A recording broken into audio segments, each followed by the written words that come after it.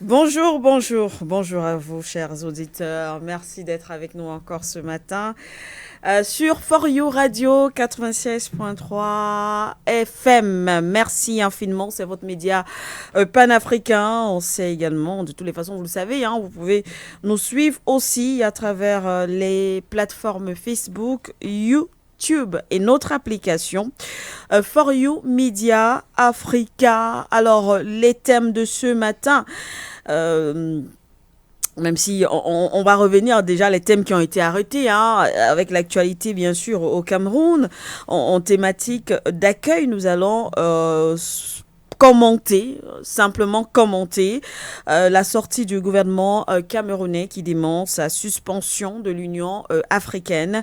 Eh bien, on reviendra aussi sur l'actualité en République démocratique du Congo, précisément parler de la guerre à l'est du pays, où du côté d'Ouvira, les populations s'opposent à un retrait du M23. C'est un fait inédit. Nous allons essayer de comprendre exactement pourquoi le choix de cette population qui finalement décide. On peut déjà parler de soutien du M23, mais est-ce que c'est sincère ou alors est-ce qu'on peut parler de manipulation comme le disent certains analystes? Nous en parlerons avec vous, avec voilà, notre plateau qui est assez très bien chargé et fourni, mais actualité oblige. Nous parlerons également, on va quand même faire un petit tour du côté du Burkina Faso avec ce rebondissement autour de l'affaire Nigeria, Burkina Faso, alors qu'on parlait encore de négociations entre les ces deux États. On nous signale que le Nigeria a bien sûr présenté ses excuses au Burkina Faso. Nous en parlerons et d'ailleurs c'est l'actualité majeure de cette journée. Vous comprendrez pourquoi. Mais avant, je m'en vais comme d'habitude passer le bonjour à ceux-là qui sont avec nous sur ce plateau, ce merveilleux plateau de For You Radio. Fonwara, bonjour. Bonjour, Sik Ndoumber, recevez mon salut de la plus grande profondeur jusqu'à l'élévation suprême. Vous savez, on dit la bonté vient du cœur et tout ce qui vient du cœur, c'est ce qui est sincère. Donc, recevez mon salut sincère. Je la surlève. Je la surlève. Surlève jusqu'au ciel. Vous êtes sincère ce matin. Si les téléspectateurs, auditeurs pouvaient savoir pourquoi, franchement. Donc, merci pour ce que vous faites pour nous et pour ce que vous allez également faire pour nous à la fin de cette émission. J'ai confiance en vous. Et... J'ai confiance. Il n'y a pas le pain au chocolat. Non, c'est pas le pain au chocolat. C'est là qu'il y a le pain au chocolat. Est-ce que vous pouvez nous offrir... C'est quoi? Est-ce que... C'est quoi? C'est quoi? Oui. Vous vous souvenez que Madame Jessie des médias, vous avez toujours... On est dans une émission non, je suis très sérieux. Je suis très sérieux. Je suis sérieux. Oui. Et c'est ce qui fait la pachuté de cette émission. Que, justement, pour le cas qui nous concerne, vous avez souvent indiqué que vraiment, quand ça ne va pas au niveau du travail, venez me voir, on va trouver des moyens et des possibilités. Donc, je suis confiant que votre parole que vous avez dit il y a quelques jours, qui aime continuer encore en manuscrit dans le téléphone en noir et blanc, vous saurez trouver des moyens d'ajuster cela et puis tout le monde va en profiter. Vous savez, quand je profite, je ne laisse pas Nguéné, je ne laisse pas Kélé, ils connaissent que tout à fait, on avance toujours ensemble, c'est pas vrai? C'est vrai. Ok, voilà, je ne manque pas. Donc, bonjour à tout le monde. Merci Fonmara d'être là avec nous ce matin. Et bien sûr, la Pharaon en Thérésis, qui nous vient tout droit d'Égypte. Bonjour. Bonjour Sik Ndoumber, bonjour amis auditeurs et bonjour amis téléauditeurs. Merci d'être là avec nous ce matin. C'est moi. Kélé, bonjour, même si tu n'as pas le micro, je t'adresse quand même les salutations. Bonjour et merci d'être là. Il nous menace beaucoup ce technicien. Ah ça, merci. Et bien sûr, Nguéné, bonjour. Bonjour à vous, Sik Ndoumber, bonjour à tous. Et voilà, merci d'être là également, Nguéné, parce que avec vous, nous allons commenter les thèmes qui seront débattus dans le cadre du point sur l'actualité tout à l'heure. Alors, on vous laisse la parole. Hein. C'est quoi le menu, Nguéné? Le menu, vous l'avez dit, l'actualité ce matin, oui. Nous irons du côté du Burkina Faso, certainement, vous en parlerez tout à l'heure dans le cadre de de vos échanges sur le plateau, mais nous reviendrons sur Oui. l'audience qui a été accordée hier au chef de la diplomatie nigériane, Oui. le ministre Youssouf Tougar du Nigeria, qui a été donc reçu en audience par le capitaine Ibrahim Traoré, c'était du côté de Ouagadougou, au Burkina Oui. Faso, une rencontre qui intervient dans un contexte tendu, marqué, pour ceux qui se souviennent et qui suivent de très près l'évolution de la situation, par une tension née justement de ce fameux aéronef militaire, le C-130, qui a violé l'espace aérien burkinabé il y a plusieurs jours, et qui avait suscité le courroux justement de Ouagadougou et de la Confédération de l'AES de façon générale, puisque à cet effet on avait eu un communiqué qui avait été publié de façon conjointe par les 3 dirigeants de l'AES et qui dénonçait donc la violation de cet espace aérien en question. Du côté du Nigeria, on avait une autre version, puisqu'on parlait d'un problème technique qui serait survenu et qui aurait obligé, ou du moins contraint, l'équipage à atterrir de toute urgence du côté de Bobo Dioulasso. Alors là, on avait l'impression que chacun, ou du moins chacune des parties restait campée sur sa position. Chacun essayait de durcir un tout petit peu le ton, d'autant plus que les signaux envoyés jusqu'ici depuis Abuja n'étaient pas positifs, puisque en fin de semaine dernière, il y a quand même un célèbre homme politique, un ancien sénateur qui a fait une sortie et qui a estimé que si le Burkina Faso restait campé sur sa position, il fallait que le président Bola Ahmed Tinubu sorte les gros moyens et intervienne militairement du côté de Ouagadougou. On imagine que du côté du Burkina Faso, ça n'a pas été bien accueilli, et du coup, le président Bola Ahmed Tinubu était obligé de réagir, et de quelle façon il dépêche du côté de Burkina Faso son chef de la diplomatie, qui a donc échangé hier avec le président du Faso. Alors cette rencontre intervient à point nommé, puisque on nous avait également annoncé que diplomatiquement il y avait des discussions qui étaient en cours, donc on est là dans une démarche d'apaisement.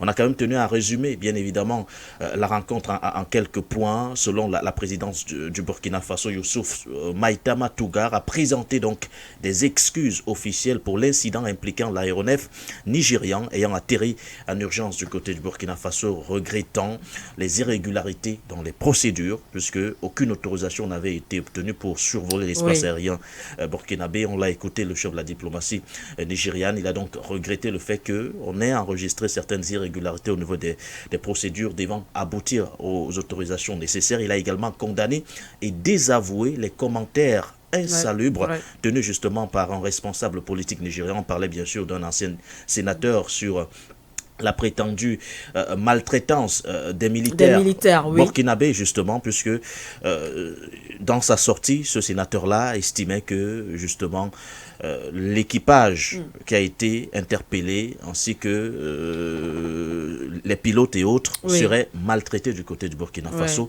Ben, ce sont des accusations qui ont été rejetées en bloc, puisque le chef de la diplomatie nigériane, Youssouf Tougar, a eu, avant de rencontrer le président du Faso, à aller rencontrer ses compatriotes qui ont été interpellés. Il s'est rendu compte que sur place, ils sont très bien traités. Et la prise en charge est très bien conduite, notamment par les autorités burkinabés. Donc, il n'y a pas de polémique à faire à ce niveau. C'est pourquoi on rejette donc clairement les accusations de maltraitance réservées bien évidemment à l'équipage nigérien. Alors, le ministre Tougar a salué la fraternité burkinabé dans la prise en charge justement de l'équipage, ainsi que les succès du pays dans la lutte contre le terrorisme.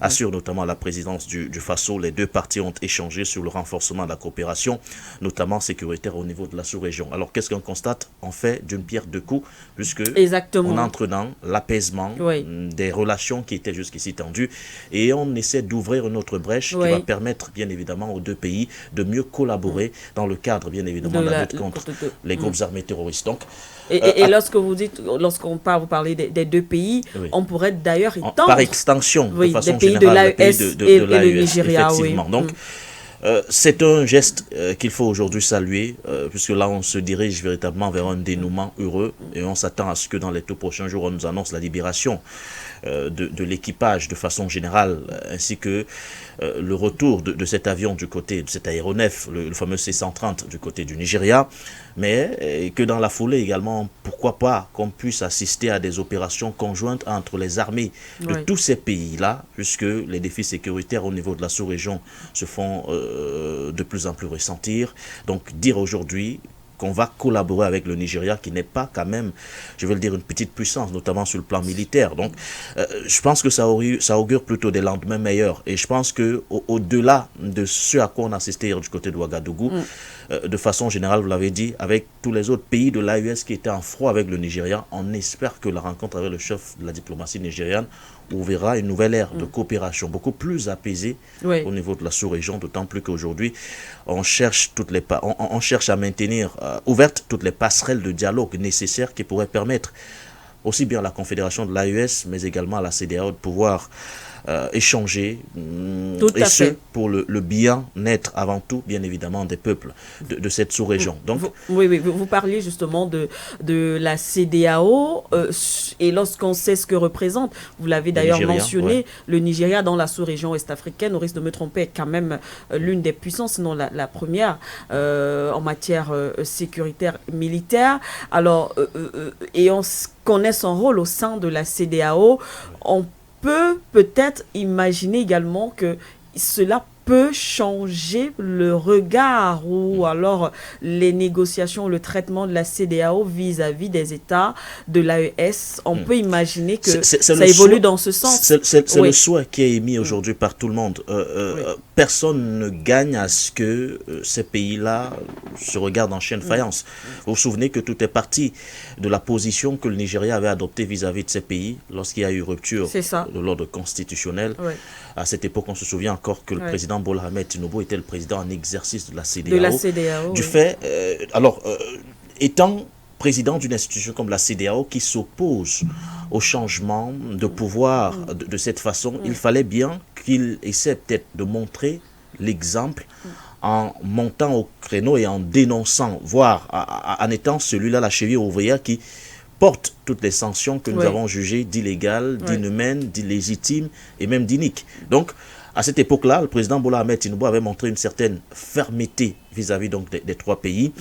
Et je pense que du côté de l'AES, on avait également essayé, bien évidemment, de peut-être pas de répondre mais on avait à ce niveau également essayé d'envoyer un message clair à ces dirigeants en leur disant que voilà, vous pouvez prendre des sanctions, mais avant tout vous devez questionner les véritables raisons, les causes de profondes notre départ qui nous poussent justement à adopter une telle attitude. Le départ n'a pas arrangé les choses, mais on espère qu'aujourd'hui, étant donné qu'au niveau de la sous-région, on a déjà intégré le fait que ces trois pays ne reviendront plus jamais au niveau de la CEDEAO.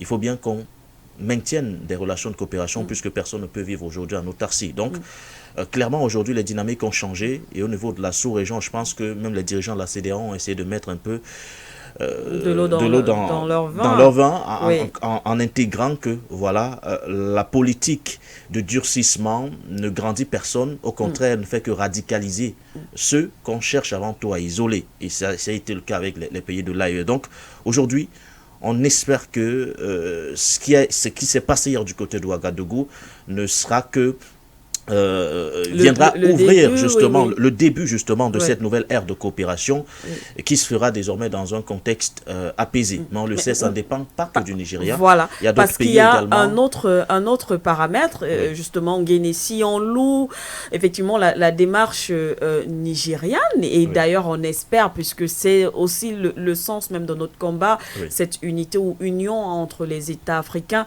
il y a le paramètre puissance étrangère.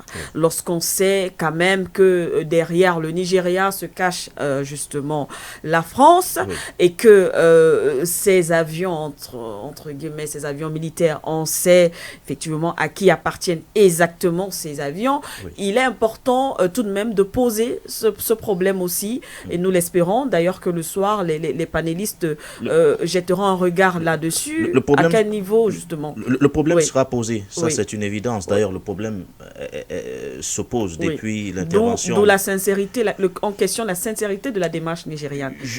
Lorsqu'on sait que la France on peut questionner la sincérité, mais ça sera un tout autre débat. Moi, je vais être franc avec tous ceux qui nous suivent actuellement. Nous sommes de ceux justement qui remettent en cause cette ingérence. Et je pense que For You Media Africa a été l'un des premiers, pour ne pas dire le premier d'ailleurs, quand il y a eu coup d'État du côté du Bénin, à être monté au créneau, à dénoncer justement l'ingérence nigériane, bien que cela ait été encadré par un protocole sur la bonne gouvernance de la CEDEAO, que cela soit autorisé justement par la constitution béninoise. On était les premiers à monter au créneau. Et notre position a été durcie de plus en plus quand la France a assumé ouvertement son implication dans cette tentative de déstabilisation. Alors, là, c'est un tout autre débat. Maintenant, on doit reconnaître avant tout que ce qui s'est passé hier est quand même un acte fort. Un acte fort, pourquoi? Parce que moi, je vous assure, pardon, j'ai des retours. Et certains me disaient, mais le Nigeria va durcir le ton. Certains ont évoqué plusieurs pistes. Et certains ne voyaient pas le président Bola Ahmed Tinubu faire profil bas. Descendre de son piédestal. Descendre de son piédestal. Alors, qu'est-ce que nous, Africains, on doit tirer comme enseignement de encourager la démarche. Quand c'est bien, il faut avoir l'honnêteté de dire que c'est bien. Maintenant, les discours sur l'ingérence, ça sera autre chose. Le combat, on le mène par étapes. Aujourd'hui, on réussit à apaiser les tensions entre le Nigeria et le Burkina Faso et de façon générale l'AES. Demain, on va s'attaquer sur un autre chantier qui est bien évidemment l'ingérence française du côté de Nigeria. Là, beaucoup diront que cela relève des questions de souveraineté du Nigeria dans une démarche de renforcement des relations de coopération, notamment sur le plan militaire. Ça, c'est un combat que nous allons mener. Si demain, je vais prendre un autre exemple, si demain le président Alassane Ouattara également tend la main, il se déplace du côté de Ouagadougou, je vous assure que cela fera la une de tous les médias, notamment nous également, nous allons en parler. Nous allons encourager la démarche, bien que nous ne soyons pas toujours d'accord avec toutes les décisions qui sont notamment prises par ces dirigeants-là. Mais quand il y a un premier pas qui est posé vers un apaisement, ben, il faut déjà le saluer. Donc, ça c'est une analyse personnelle, ça n'a peut-être rien à voir avec le débat de la soirée.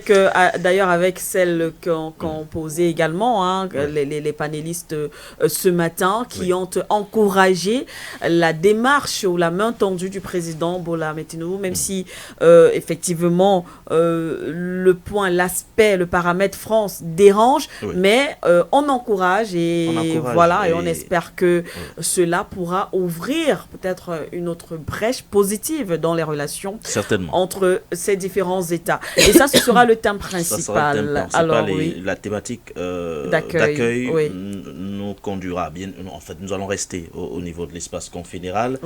Vous savez qu'on s'y intéresse de plus en plus à l'approche notamment du sommet décisif de Bamako, celui du 22 et 23 décembre prochain. Alors, l'actualité de ce côté est également dominée par la sortie du vice-ministre russe des Affaires étrangères, Sergei Vershnyshnin, qui a fait une sortie hier et il a accusé notamment les pays occidentaux de mener actuellement une campagne massive pour fragiliser la situation dans ces États qui sont aujourd'hui en première ligne dans la lutte contre le terrorisme en Afrique. On a essayé de résumer bien sûr certains de ses propos. Il estime que la Russie voit un grand potentiel dans le partenariat avec ces pays. Elle priorise notamment le renforcement des capacités antiterroristes de l'AES et l'aide au développement socio-économique de ses membres. Moscou accorde une attention croissante à la coopération multidimensionnelle avec les communautés sous-régionales africaines de façon générale, a-t-il d'ailleurs ajouté. L'Occident et Kiev utilisent donc des groupes armés terroristes pour commettre des actes terroristes contre notamment les civils au Sahel et des sabotages contre des intérêts de la Fédération de Russie ou encore de la République populaire de Chine dans cet espace. Ces pays occidentaux exploitent notamment la dépendance financière et économique de certains États africains et de certaines organisations pour imposer leurs règles et les impliquer justement dans des aventures géopolitiques incertaines. Voilà, les sorties donc du vice-ministre russe des Affaires étrangères concernant bien évidemment cette ingérence de l'Occident vis-à-vis notamment de ces pays, ou du moins une ingérence qui tente à déstabiliser les trois pays qui constituent aujourd'hui de façon générale la confédération de l'AES. C'est une sortie qui n'est pas isolée, puisqu'elle s'inscrit dans le cadre justement du renforcement des liens de coopération entre les trois pays et la Fédération de Russie. Une sortie également qui intervient dans un contexte marqué par le discours fédérateur qu'a prononcé le président russe Vladimir Poutine hier, où il nous disait que les objectifs de l'opération spéciale militaire seront atteints. Il a dressé le bilan de cette année 2025, tout comme nous également, ce soir, avant d'aborder cette thématique, nous allons dresser le bilan de la confédération de l'AES avant tout, avant justement ce sommet décisif des 22 et 23 décembre prochains. Merci infiniment, Nguéné. Merci beaucoup pour ces informations et bien sûr, rendez-vous tout à l'heure. Rendez-vous à 17h GMT. 17h GMT, vous allez retrouver, chers auditeurs, téléauditeurs et téléspectateurs, Nguéné dans le cadre du point sur l'actualité sur For You Media Africa.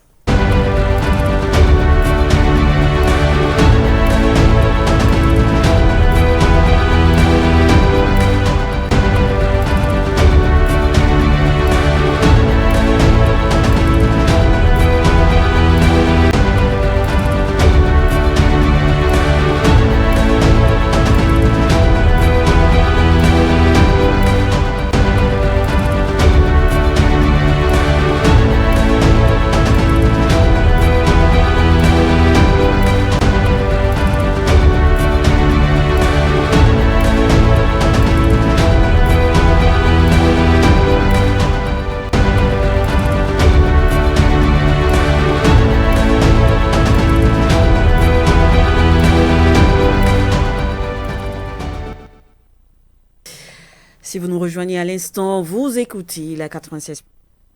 For You Radio, c'est le grand talk. Merci une fois de plus d'être avec nous, chers auditeurs. Nous allons poursuivre avec notre programme. Eh bien, nous allons quand même débattre sur 3 actualités. C'est vrai que 2 étaient prévues, mais c'est vrai que nous avons commencé avec Nguéné tout à l'heure. On va simplement faire un petit commentaire justement sur le thème ou l'actualité du côté du Burkina Faso. Je vous propose justement cet élément avec le concours de Nkele à la mise en onde. On revient sur cette audience accordée par le président, le capitaine Ibrahim Traoré, président du Burkina Faso, à la délégation nigériane, le ministre des Affaires étrangères du Nigeria, qui a été envoyé par le président du Nigeria, Bola Tinubu, un message de fraternité mais aussi de solidarité. On va écouter, ensuite on revient. Le chef de la diplomatie nigériane au palais de Koulouba à Ouagadougou, Youssouf Maïtama Tougar, à la tête d'une délégation, est venu présenter les excuses officielles de la République fédérale du Nigeria au Burkina Faso pour avoir violé son espace aérien.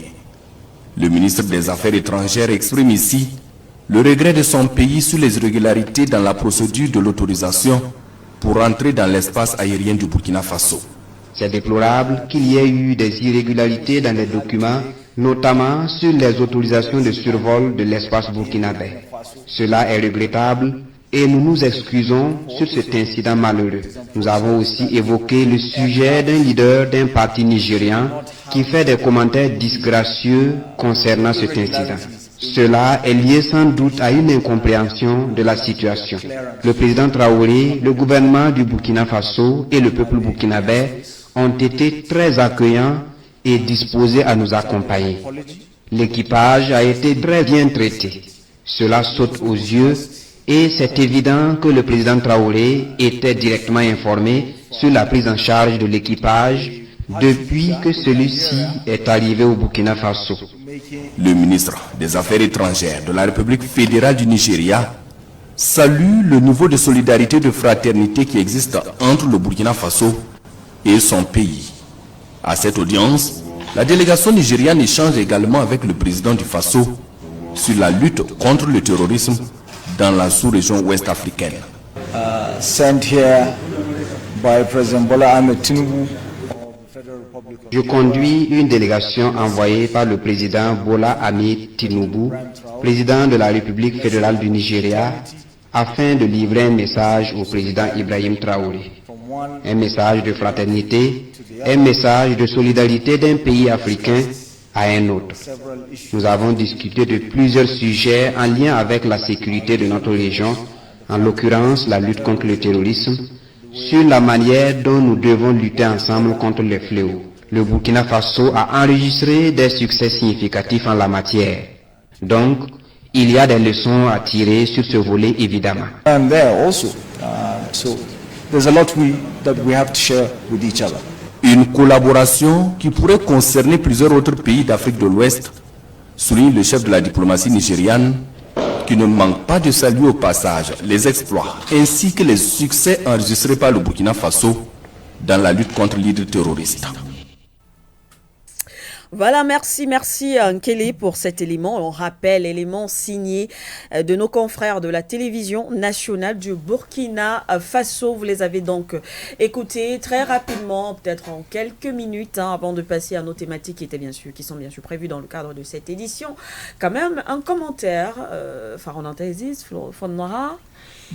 Oui, alors moi j'aime beaucoup le fait que le Nigeria se soit déplacé. C'est le Nigeria qui s'est déplacé. Nigeria. Oui, parce que tout à l'heure je vous ai entendu dire que tout ce temps que vous étiez, que Bola Tinubu prévoyait certainement de rester sur son piédestal. Il voulait rester campé, sur ses positions. Oui.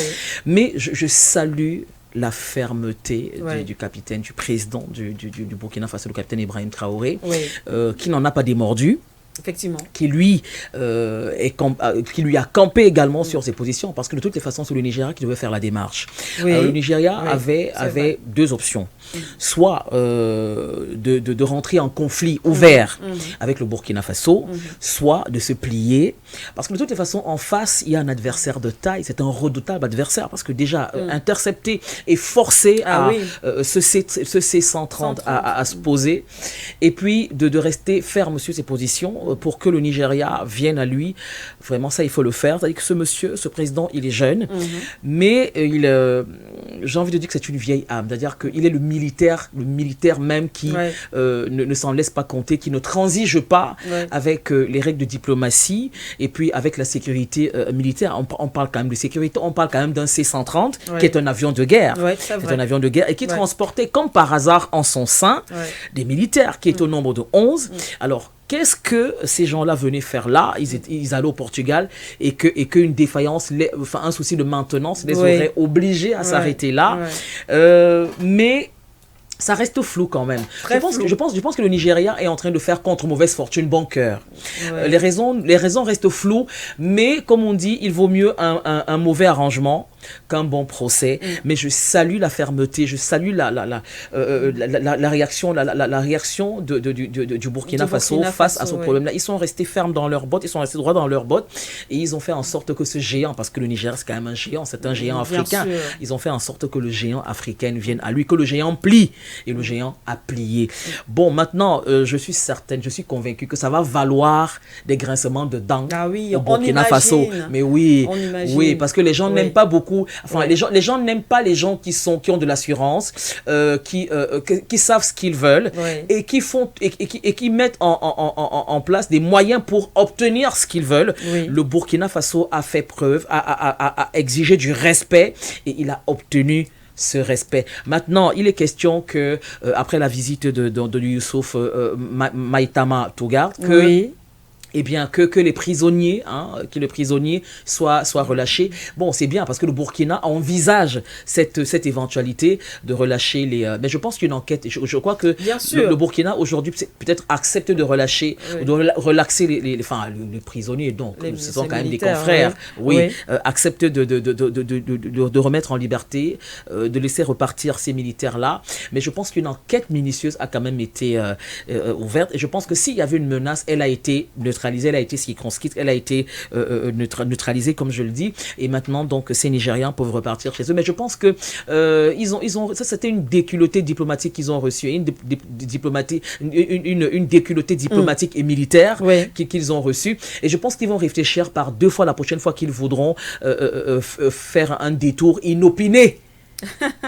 Inopiné dans l'espace aérien burkinabé. Pour aller peut-être dans votre sens, parce que tout à l'heure vous évoquiez l'aspect flou effectivement de cette affaire. Il faut rappeler quand même que c'est bizarre parce que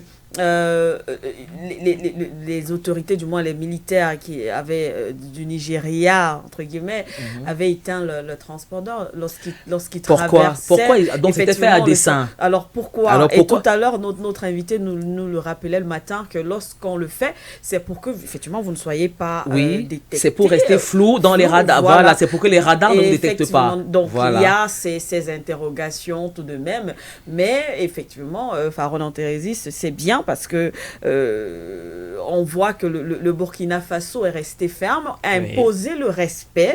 Et justement, ça fait du bien quand même de voir cela. Mais ça me fait beaucoup de bien. Un pays comme le Nigeria qui décide de faire cette démarche, et vous l'avez d'ailleurs dit, c'est le Nigeria qui devait d'ailleurs, puisque ce sont eux qui ont violé l'espace aérien du Burkina Faso et désormais de l'AES d'ailleurs.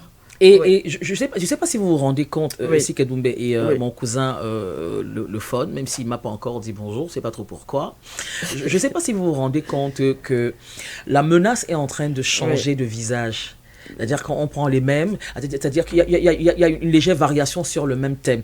Les pays comme les pays de l'AES, comme le Burkina Faso, le Niger et le Mali, sont en but depuis un moment à des attaques de toutes sortes, des bandes armées, les gangs armés, les djihadistes. Et aujourd'hui, c'est vrai qu'à la faveur du putsch manqué au Bénin, je pense qu'une puissance extérieure a voulu profiter de ce flou pour attaquer en douce et en traître, de prendre en traître le Burkina Faso, parce que ce n'est pas possible. Chaos, justement, justement, parce que tous les esprits étaient focalisés sur le Bénin. Tous les cœurs, du moins la plupart des cœurs, battaient à l'unisson vers le Bénin. Donc tous les regards étaient focalisés sur le Bénin. Alors une attaque éclair au Burkina Faso aurait été fulgurante. C'est-à-dire qu'elle aurait été invisible mais fulgurante. Parce qu'imaginez que vous êtes un peu distrait par un problème qui se passe chez le frère. Chez le frère. Donc vous relâchez un peu la vigilance chez vous. Et justement parce que le Burkina Faso ne pouvait pas imaginer, mais alors jamais au grand jamais. Surtout qu'à ce moment-là. Oui, surtout à ce moment-là qu'une attaque pouvait venir. Moi, je suis convaincu que... Et je vous l'ai dit ici la semaine dernière, que la puissance extérieure a profité du torrent pour faire de la pluie, qui s'abattait sur le Bénin pour faire dans le torrent pour faire dans le torrent. Et vous me direz, je suis certaine, je peux me tromper, je peux dire n'importe quoi, mais parce que ce n'est pas possible. Et sinon, pourquoi est-ce que le C-130 a neutralisé son transpondeur? Pourquoi? Pour ne pas que les radars burkinabés le repèrent. Vous pouvez pas être un avion militaire et vous éteignez vos transpondeurs. D'abord, admettons un seul instant que cet avion ait survolé l'espace coréen chez Kim Jong-un ou alors l'espace russe. Il aurait été abattu, n'est-ce pas? Alors, il aurait été abattu.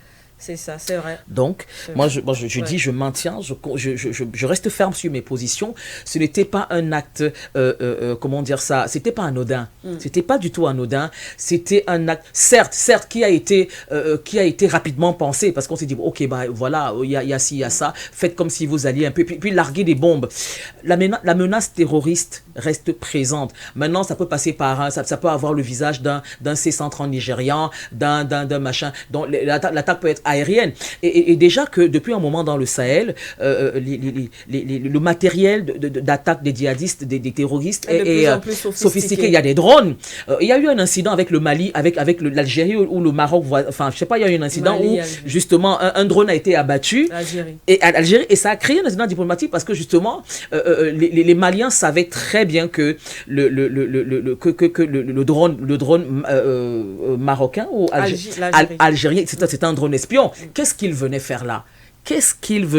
Pourquoi il s'est retrouvé à cet endroit-là? Il était largement sur le territoire malien. Et le Mali a abattu le drone. Donc, il faudra que les pays de l'AES, disons les pays qui sont en proie à des attaques terroristes, soient plus que jamais vigilants. Parce que la menace peut venir d'un C-130, d'un drone ou même d'infiltrés.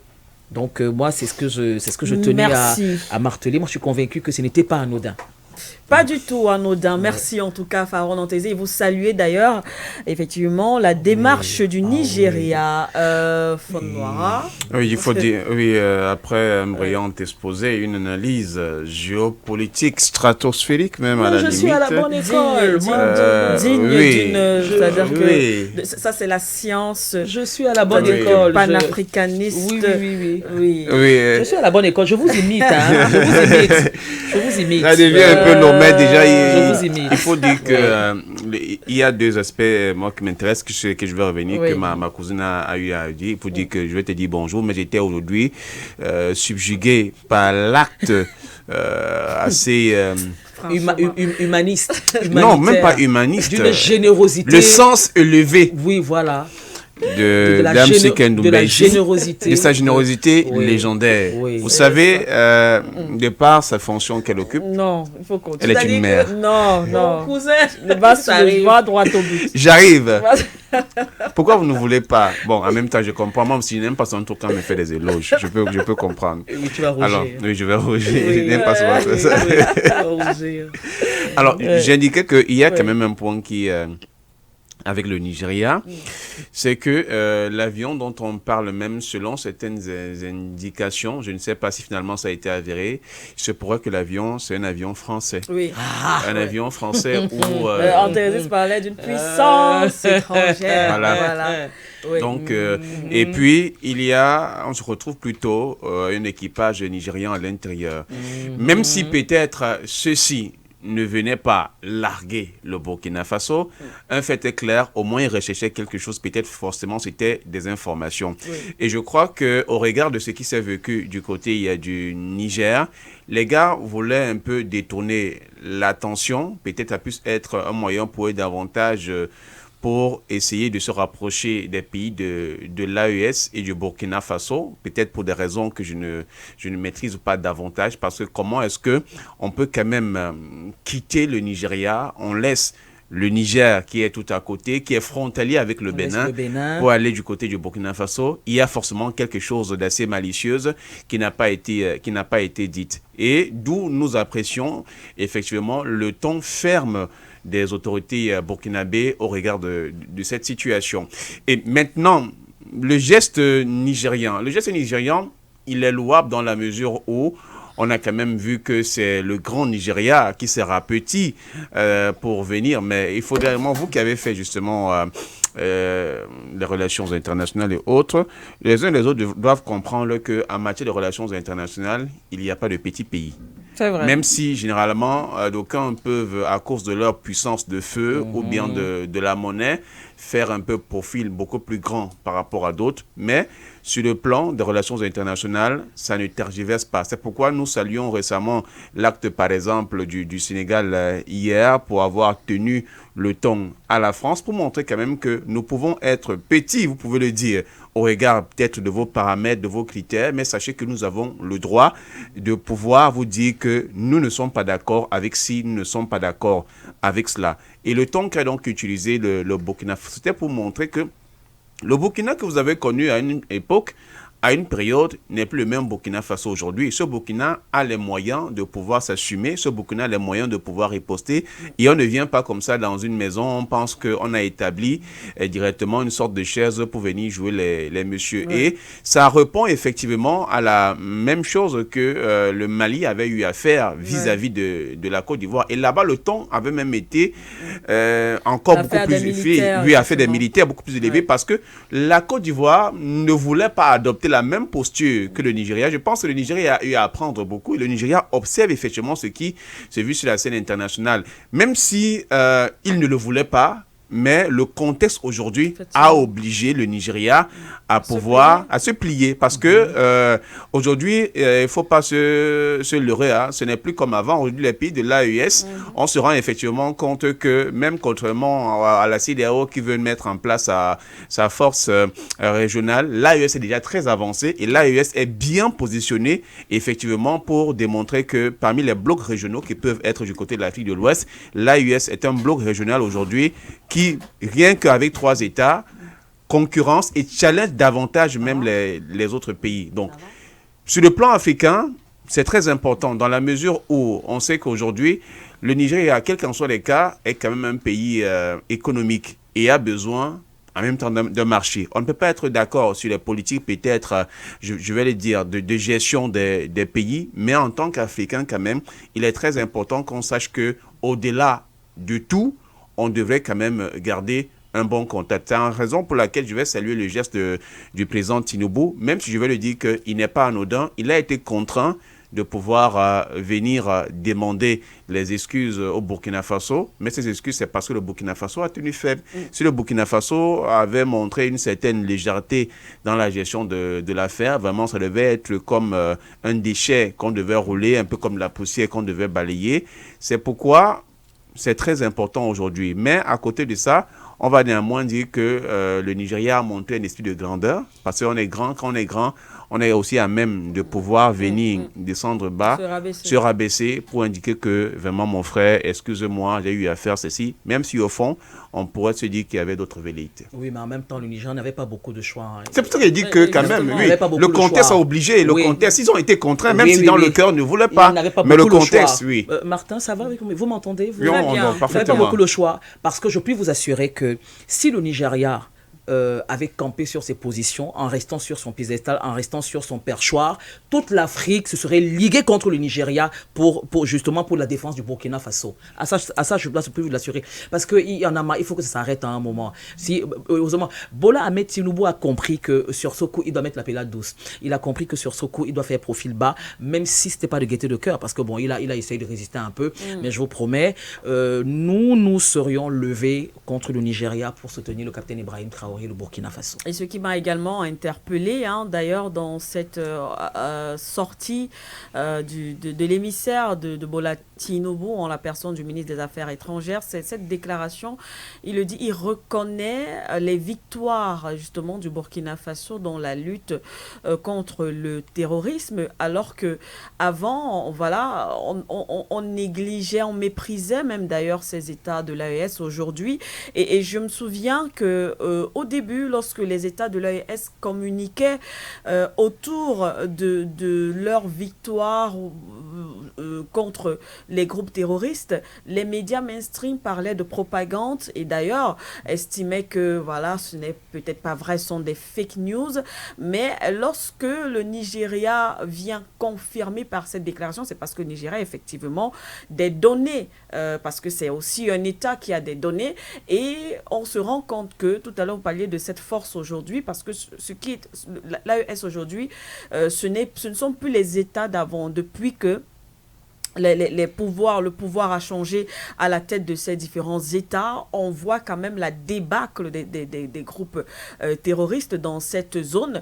Et le Nigeria aujourd'hui qui pense même à collaborer ou à coopérer, parce qu'on pensait que ces États allaient être incapables de se défendre face aux groupes terroristes. Mais de plus en plus, on voit ces leaders terroristes qui sont neutralisés par les États de l'AES. On a vu du côté du Mali comment est-ce que pendant des années, même les autorités maliennes ne pouvaient pas accéder à Kidal. Il fallait avoir l'autorisation de Paris qui était à Kidal. Parce que lorsqu'on dit Paris, on dit aussi il y avait ces groupes terroristes, parce que Kidal était un peu comme un autre pays dans un pays. Oui, voilà. Oui. Donc même les autorités maliennes ne pouvaient pas avoir accès. Il fallait l'autorisation pour accéder à leur propre territoire. Et aujourd'hui, on voit que l'État a repris la main. Les groupes terroristes ont été chassés. Du côté du Niger, c'est la même chose. Du côté du Burkina Faso, c'est encore la même chose. On voit ces groupes terroristes qui sont de plus en plus repoussés. Ce n'est pas du tout facile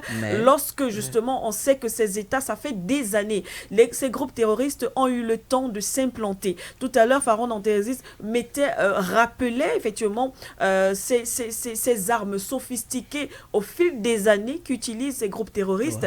En quelques années, voire 3 ans, on va le dire comme ça, les États, les autorités du Burkina Faso aujourd'hui ont réussi quand même à maintenir, à repousser ces groupes terroristes et à penser développement. Parce que comme aime bien le dire, par exemple, le président Serge Espoir Matomba Dupuis, on maintient, c'est-à-dire qu'on crée des guerres pour empêcher nos États de penser à leur propre développement. Et aujourd'hui, on est content de voir d'ailleurs que les États comme le Burkina Faso, le Niger ou le Mali pensent, créent, font des... tout à l'heure, on parlait de cette autoroute Bobo Dioulasso, je crois, Ouaga, Fonnoara, au risque de me tromper. Ouaga Bobo. Voilà, qui est en train de... C'est-à-dire que vous voyez des projets comme ça, les usines de raffinerie, il y a tellement de projets dans ces différents pays. Est-ce qu'avant, on pouvait même penser à ça? On ne pouvait pas, parce que tous les regards, il fallait se concentrer sur la lutte contre le terrorisme, la sécurité et tout. aujourd'hui, il y a cette sérénité et aujourd'hui, ces États peuvent penser développement et vraiment, c'est vraiment moi, je vais même dans l'idée que oui. le Nigeria, comme André le disait, et vous-même, qu'il n'avait pas le choix sur le plan sécuritaire parce que ces derniers temps, c'est quand on regarde, le Nigeria a été beaucoup plus menacé par rapport au Burkina Faso.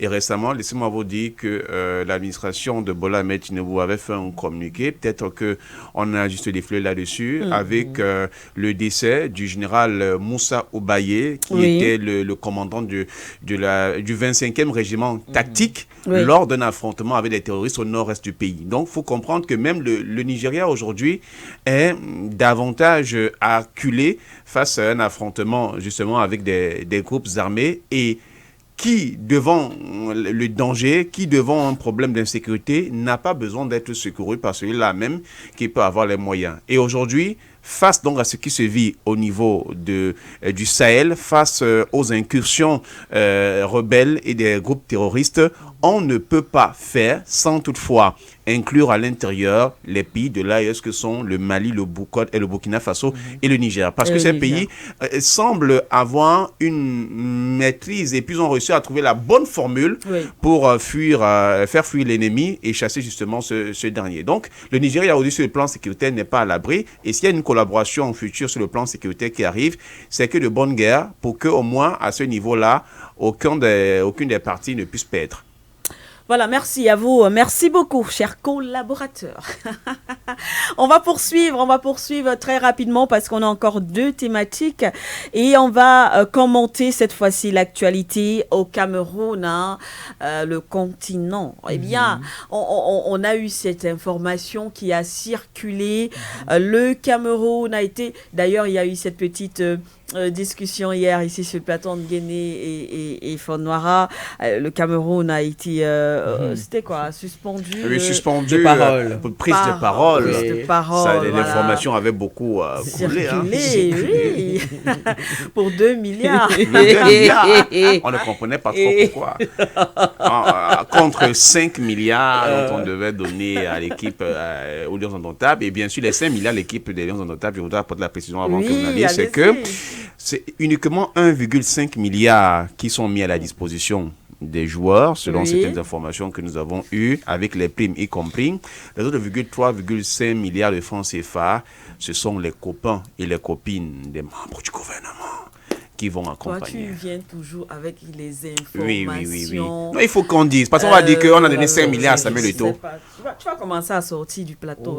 On va commencer à te chasser. Vraiment. Parce qu'à cause de toi, on peut venir nous arrêter ici. On ferme le studio et tout. Expliquez-nous cette information, expliquez-nous, donnez-nous vos sources. Quelles sont tes sources?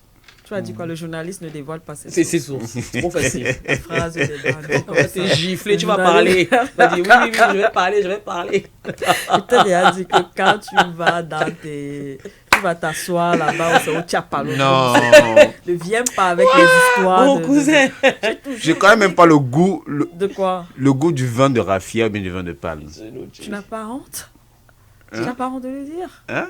Mais puisque le bon vin de mais tu vois donc palme. Mais ça veut dire la dernière fois ça veut dire que c'est elle qui était au Tchapalo la dernière fois. Cueillir dans la calebasse le matin là. C'est-à-dire que monsieur Kelly, je suis avec des femmes qui ont fait le tour récemment au Tchapalo et non moi. Attends, moi le vin de palme quand je tombe dessus après un bon au coq avec le manioc. Mais attends, je prends une petite calebasse comme ça. C'est trop bon. Surtout le frais qui vient de couler du palmier là, le frais là. Oh là là. Tu le recueilles dans la calebasse. Non, je dis la vérité. Je commence à m'interroger sur vous. Non, la dernière fois, c'est un pasteur. Non, ça n'a rien à voir avec nous. Non, vraiment, ça n'a rien à voir avec l'autre. Là, moi, je ne suis pas dans les gars qui font ça, mais ne pas boire. Moi, je bois. Tu es un pasteur 2.0. Oui. Je suis MDA à 4 points même déjà. Ouais. Donc, tu bois? Non, je bois. Mais je bois pas. Franchement. Non, je bois, je ne vais pas le cacher, je bois. Franchement. Je bois, mais je fais en fonction de ce que je ressens dans mon corps. Quand mon corps me dit, tu ne bois pas, je ne bois pas. Mais bois, ce qui vient de la dino liqueur. Non, les liqueurs, justement, parce qu'il faut faire attention, il faut se dire la vérité. Il y a des gens aujourd'hui qui mettent du n'importe quoi, du saccharose. Oui, ils ajoutent même les écorces. Et Oui, puis ça... Mais je te parle du frais. Mais sinon du frais, le dernier en date qu'il avait bu était de Beaumonon, mais ça date quand même d'un peu plus de 3 ans de Beaumonon. Il n'y a jamais eu de dot chez vous? De Beaumonon, il y a quand même de 3 ans. Quand on vient doter tes soeurs, là, tes cousines... Je peux dire que le dernier en date qu'il avait bu, ça date de 3 ans. C'est toi qui es allé doter? Non, c'est pas moi qui étais allé doter. Parce qu'on peut être là comme ça. Non, j'avais engagé un processus qui n'a jamais eu à marcher jusqu'ici. Mais pas trop tard. Donc, oui, c'est pas encore. Mais justement, le message est non, passé. pour dire que je me prépare pour. Tu voulais faire passer un message. Le message est passé. Non, mais c'est toi qui m'as amené. C'est toi qui m'as amené là-dedans. Non, et en plus, moi, je suis un gars très timide. Ne me cherchez pas. Bon, on revient sur les 2 milliards. Oui. Oui, sur les 2 milliards. Mais alors, moi, j'ai une question. Est-ce que c'est clair que le Cameroun n'a jamais été suspendu de l'UA? Permets-moi, s'il te plaît, Faron, simplement pour dire à nos téléspectateurs et auditeurs que finalement, le gouvernement camerounais a communiqué, effectivement, pour clarifier. C'est vrai que le communiqué est un peu long. Je ne sais pas, parce que... Condense.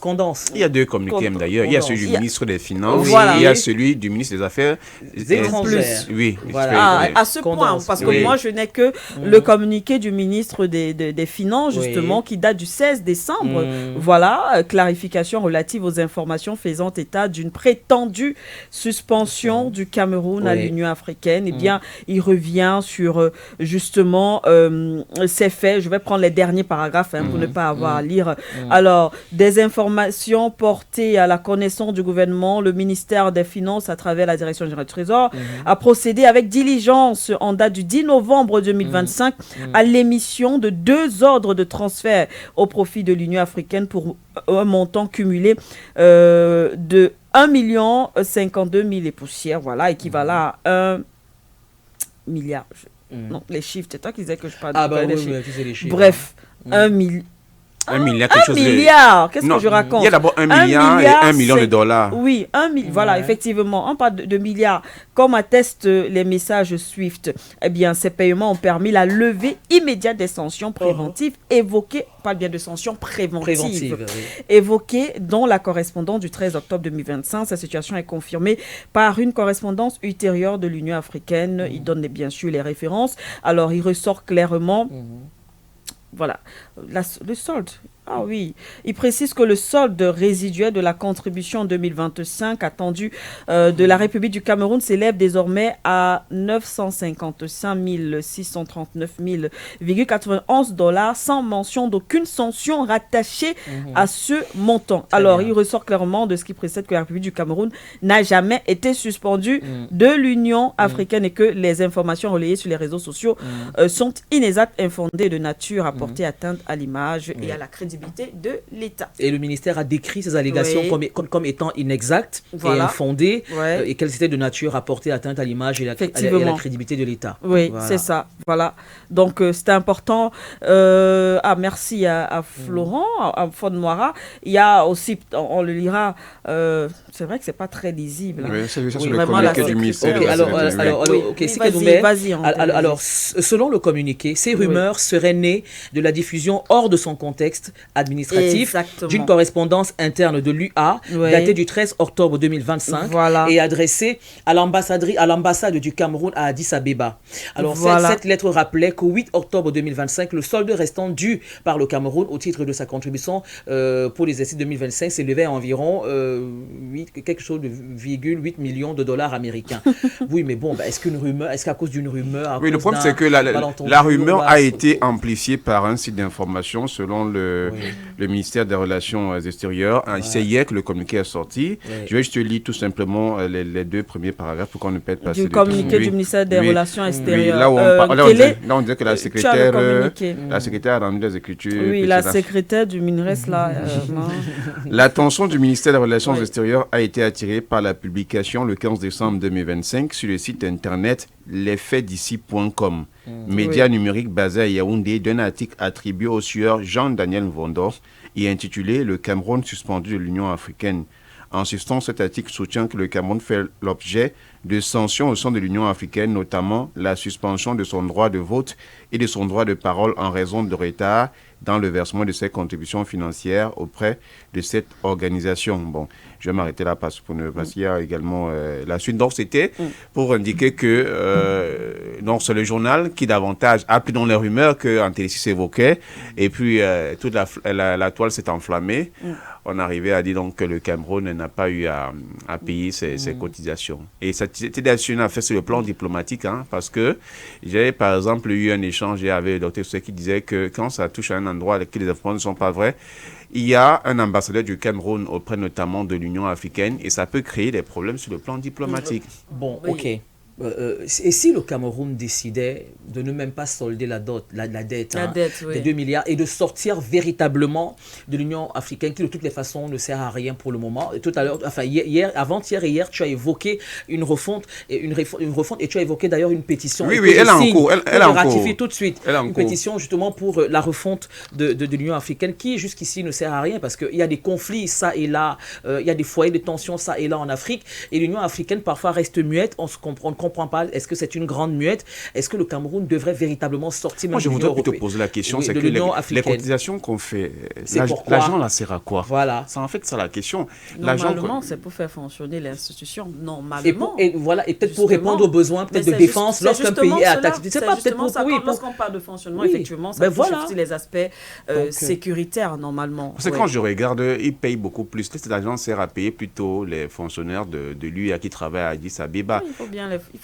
Oui, je dis que si je regarde uniquement pour leur payer, mais en termes de conflit, à part les quelques rares missions qu'un président a effectué la mission, parfois l'autre belligérant ne vient pas. On n'a jamais eu à avoir de résultats là-bas. Et est-ce que, j'ai envie de demander pour ne pas mourir bête, ça peut sembler une question bête, est-ce que les fonds est-ce que les cotisations des pays africains, justement pour l'Union africaine, est-ce que ces fonds-là servent parfois pour aider humanitairement, par exemple les déplacés, par exemple comme au Soudan, non, je crois pas. Les déplacés qui partent du Soudan pour le Tchad, est-ce que l'Union africaine ne pourrait pas avoir une caisse pour offrir à manger et des soins sanitaires, et même les déportés de Goma, par exemple.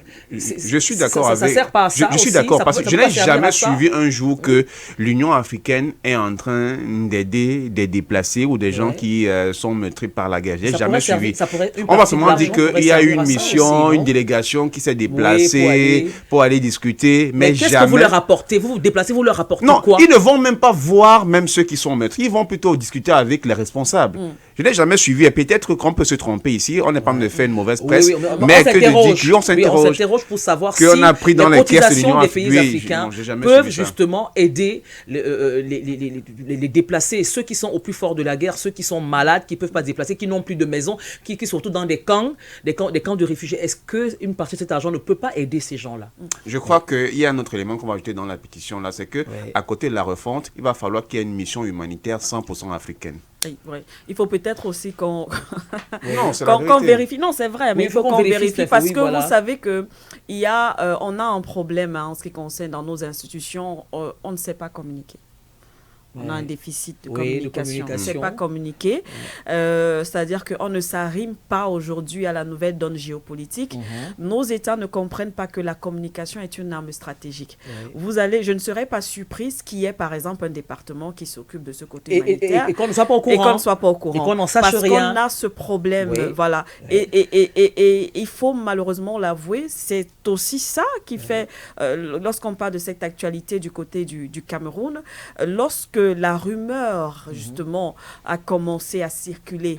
Pourquoi on n'a pas réagi directement? Pourquoi le gouvernement n'a pas réagi? On attend toujours on attend que la rumeur enfle. En fait, on a ce déficit. On est vraiment... Pourtant, la communication, aujourd'hui, c'est l'arme.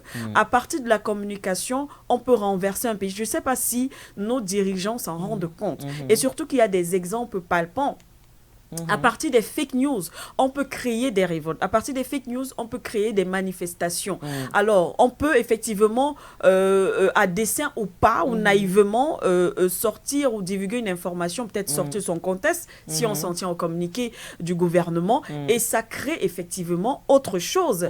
Maintenant, moi, l'autre problème que j'aimerais, ou alors l'autre situation que j'aimerais présenter, c'est que, parce qu'il faut savoir que l'information, effectivement, a créé un autre débat et certains ont commencé à se demander, d'ailleurs pour aller peut-être dans le sens dont Thérèse, qu'est-ce qu'on fait même d'ailleurs au sein de l'Union africaine? Est-ce que ce n'est même pas une aubaine pour nous aujourd'hui profiter d'en sortir, et puis justement, moi j'avoue que ça m'embêterait quand même qu'on y saute parce que il nous faut un instrument, mais maintenant le véritable instrument, comme tu le qualifiais tout à l'heure, tu disais cette Union africaine pensée par les Kwame Nkrumah. Et Sylvanus Olympio. Voilà. Et c'est à ce moment qu'on parle de refonte de l'Union africaine. Et pour rejoindre le Front Noir. Voilà, de refonte de l'Union africaine, parce qu'il nous faut cet instrument-là qui rendra notre Afrique forte. Mais malheureusement, tant que l'Union africaine sera financée par des fonds occidentaux impérialistes, il sera difficile pour cette institution d'être véritablement souveraine et voilà, se pencher sur les vrais problèmes des Africains. Et puis, je sais, au risque de me tromper, lorsque cette information circulait, le Cameroun n'a pas l'intention de sortir de l'Union africaine. Donc, maintenant, après, on peut voir, mais on peut proposer par rapport à ce que le Cameroun, par exemple, représente, on peut proposer quand même des réformes. Et je pense que c'est pour ça que les pétitions, les actions comme les pétitions que propose Fond Moira sont très bien, parce que c'est aussi à nous de faire pression sur nos dirigeants.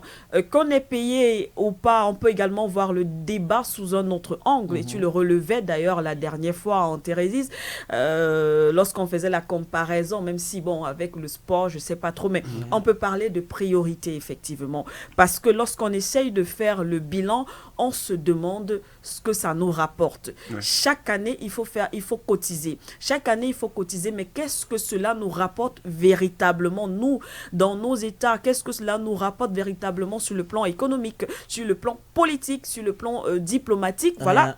Rien du tout. Qu'est-ce que cela nous rapporte? Alors que cet argent aurait pu servir justement à développer notre pays, à construire des écoles, parce qu'il faudrait que les gens le sachent. Lorsqu'on va au fin fond de d'ailleurs, je ne vais pas parler des grandes villes, mais nous on l'a vu lorsqu'on a parcouru le pays. Il y a des endroits où il n'y a pas, les enfants s'asseyent à même le sol pour étudier. Il y a des endroits où vraiment il n'y a pas de salle. Ils ne savent même pas ce qu'on appelle salle de classe. Voilà, il y a des endroits où on ne sait même pas ce qu'on appelle la lumière, c'est-à-dire l'électricité. Ça existe encore en 2025 dans nos États, pas seulement au Cameroun, mais dans nos pays africains. Alors cet argent peut servir justement à développer nos États. Mais maintenant, si on doit cotiser, parce que lorsqu'on fait partie d'une organisation, on adhère effectivement à ces principes, on a des droits et des devoirs, effectivement. On doit s'acquitter de ces cotisations, mais si on le fait, il faudra à un moment donné qu'on puisse imposer quand même une certaine vision et se demander, mais écoutez, si on le fait comme ça, qu'est-ce que cela nous rapporte, nous, en tant qu'État, en tant que pays? Il faudra que notre participation, au sein, en tant qu'État africain, au sein de l'Union africaine, qu'on le ressente véritablement. Parce qu'on a l'impression que ce sont plus des balades lorsqu'on on organise les sommets de l'Union africaine. Vous allez voir, généralement, ce sont les mêmes résolutions, et puis après, on ne voit pas une année s'écoule encore. Vous allez voir, février 2025, les dirigeants de l'Union africaine vont encore se retrouver. Il y aura encore un débat, le conflit RDC-Rwanda, la question du Sahel, la santé, les mêmes résolutions, les mêmes problèmes. Mais qu'est-ce que cela apporte à nos États? Donc, vous voyez que c'est une actualité quand même qui nous amène à réfléchir quand même en ce qui concerne... Et moi, je vais aller plus loin, Sikadoumbe. Moi, je propose que le Cameroun sorte pour l'instant, parce que je vais aller en droite ligne avec mon cousin le révérend révérend Fonwara. Oui. Je propose que le Cameroun sorte pour le moment de l'Union africaine et que nous gardions nos 2 milliards. Regardez, par exemple, les femmes qui sont dans l'arrière-pays. Oui. Déjà que, bon, avant d'en arriver là, dans le discours du chef de l'État, il a mis en avant, pour ce bilan, pour ce septennat, la mise en lumière des femmes et... Femmes et les jeunes. Des femmes et des jeunes. Bon, maintenant, regardez par exemple les femmes qui sont dans l'arrière-pays. Tu es en train d'évoquer le mauvais état des routes.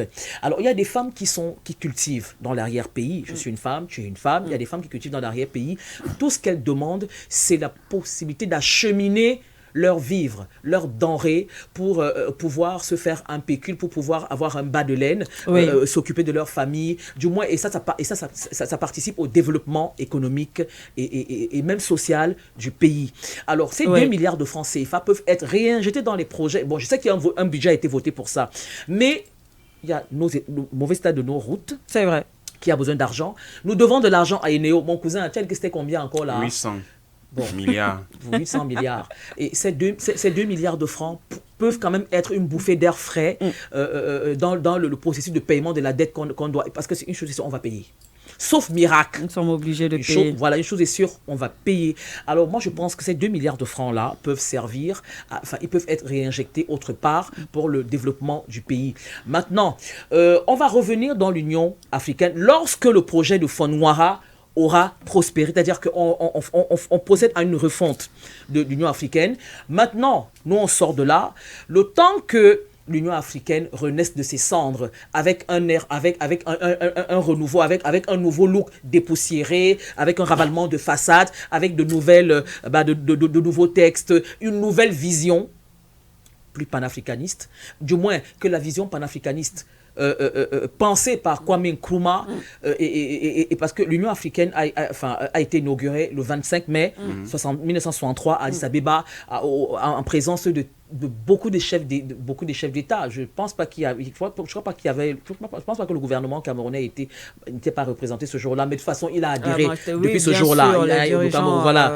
Le Cameroun a adhéré dès sa création. Alors le Cameroun pourrait revenir à l'Union africaine après la refonte. Justement, en parlant de la refonte, pour que je pensais effectivement, pour mieux même maturer le projet, on peut lancer forcément cette fois-ci, mais comme For You également est en train de préparer un gros événement pour l'année prochaine, c'est les médias ici à côté de nous, je pense que c'est ce jour-là, forcément, que les dernières signatures vont s'arrêter et le PDG de For You Media Africa donnera cette latitude-là de pouvoir donc soumettre l'ensemble de ces signatures forcément aux responsables africains qui pourront être là. Parce que quand j'ai regardé l'Afrique, nous sommes 54 pays ou 54 États, il y a au moins quand même plus de 30, nous sommes énormément, il y a au moins plus de 100 millions. 100 millions, c'est même trop petit. Je pense qu'on avoisine, on est pas quand même loin du milliard. On avoisine le milliard. Si nous avoisinons le milliard en termes de population, 100 millions de signatures sont trop petites. Elles sont trop petites. Donc, je pense que c'est une pétition qui devra tourner sur un an. Pour que ça, au moins, que ça démontre clairement qu'il y a l'engagement et le sérieux de l'affaire. Et justement, au soir de... C'est pas pour t'occuper, on n'avoisine pas le milliard, on dépasse le milliard. 1,55 milliard d'habitants. 1,55 milliard d'habitants, ce qui veut dire qu'au moins, il nous faut, ne serait-ce que même 500 millions à 700 signatures par là. Mais une chose est certaine, on aura des irréductibles. Non, forcément. Qui vont être réfractaires. Il y a des gens qui vont être réfractaires. On aura des irréductibles. Mais à côté de ça, on aura ceux qui ont soif. Effectivement. Du nouveau visage de l'UA, parce que je vous promets pour le moment, ça sert à rien cette organisation-là. C'est un gouffre à argent, on cotise pour rien, on ne voit pas. Mais je suis d'accord avec toi, Sekedoube, quand tu demandes une sorte d'audit, qu'on demande des comptes, au fait, quand on cotise, s'il arrive qu'on leur donne, si par extraordinaire, on viendra à leur donner les 2 milliards pour solder la dette, on est en droit de leur demander, fait, à quoi servent les fonds? Si on a des obligations, on a forcément aussi des droits. Voilà. Alors, à quoi servent les fonds? Vous payez les fonctionnaires, ça c'est clair, qui sont à Addis Abeba, ça c'est clair. Mais à côté de ça, où va le reste de l'argent? Il y a des guerres partout, il y a des conflits, il y a des crises humanitaires partout. S'il vous plaît, aider au moins ces gens-là. C'est-à-dire que, à défaut de prévenir les conflits, mais lorsqu'un conflit est déjà là, mais au moins aider, parce que les gens qui fuient leur communauté, qui fuient leur quotidien, vous pouvez pas imaginer ce que, c'est-à-dire que les dégâts psychologiques, il y en a qui meurent. Il y a des gens aujourd'hui qui n'ont pas retrouvé des membres de leur famille, qui ont été séparés. D'ailleurs, on va même parler de la RDC tout à l'heure, en voyant même les cas des personnes qui vivent même cela au quotidien. Qui vivent cela au quotidien. Et rien qu'à côté de nous ici, oui. avec la situation du Cameroun, par exemple, regardez ce que les conflits ont eu à entraîner. Voilà. Alors justement, notre argent, ces 2 milliards de francs pourraient servir à aider les sinistrés de Kolofata, les sinistrés de Boko Haram au nord-ouest Cameroun, à Bamenda, les sinistrés d'un peu partout. Non, cet argent pourrait servir au Cameroun. Moi, je suis pour qu'on ne paye pas cette dette et qu'on sorte même de l'Union africaine. On a déjà commencé à payer. Les gars, toi, tu es encore là-bas. Il fallait mettre ça depuis. Il fallait mettre ça depuis. Qu'ils ont commencé à payer. Il fallait mettre ça depuis.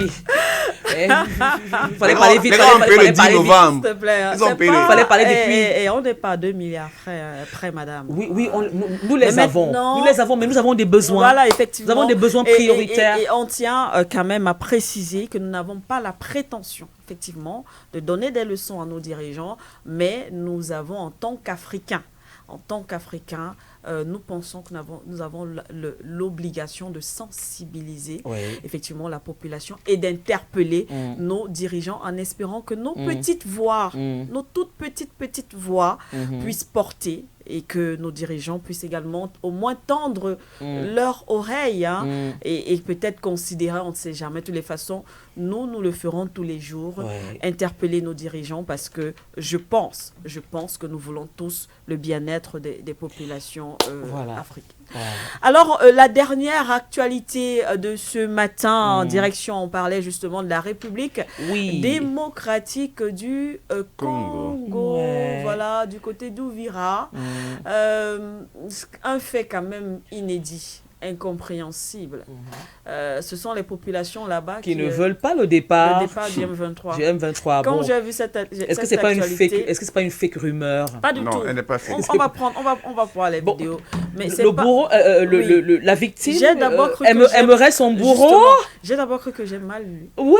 J'ai mal compris. Mais au fur et à mesure, et puis il fallait effectivement que je voie d'abord la vidéo pour comprendre exactement ce qui est en train de se passer. Qu'est-ce qui se passe? Mais justement, on va commenter tout à l'heure et je vais m'aligner derrière les panélistes de For You Media qui pensent que la population peut être instrumentalisée et malheureusement, lorsque l'État est absent aussi. Monsieur Tshisekedi, lorsque l'État est absent, la population peut se sentir abandonnée et aller embrasser son bourreau, mais c'est difficile de l'accepter lorsqu'on connaît quand même les exactions qu'ont commis le M23 soutenu par l'armée rwandaise. C'est difficile. Alors, quel est, s'il te plaît, l'élément, ensuite on revient.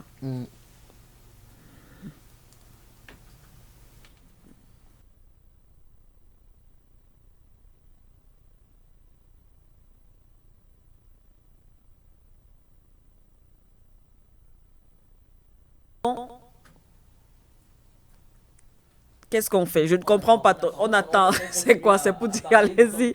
D'accord. Nkele est en train de caler l'élément. Vous allez voir, c'est un élément signé la rédaction centrale de For You Media Africa, signé Fon Noira. D'ailleurs, ici, sur ce plateau, la population, effectivement, qui s'aligne derrière le M23. Et on le disait tout à l'heure, difficile quand même de l'imaginer parce que il faut le rappeler, le M23, quand même, c'est des exactions, c'est des millions de morts, des millions de déplacés, des femmes violées également. Aujourd'hui, comment comprendre cela? Est-ce qu'on peut comprendre cette population?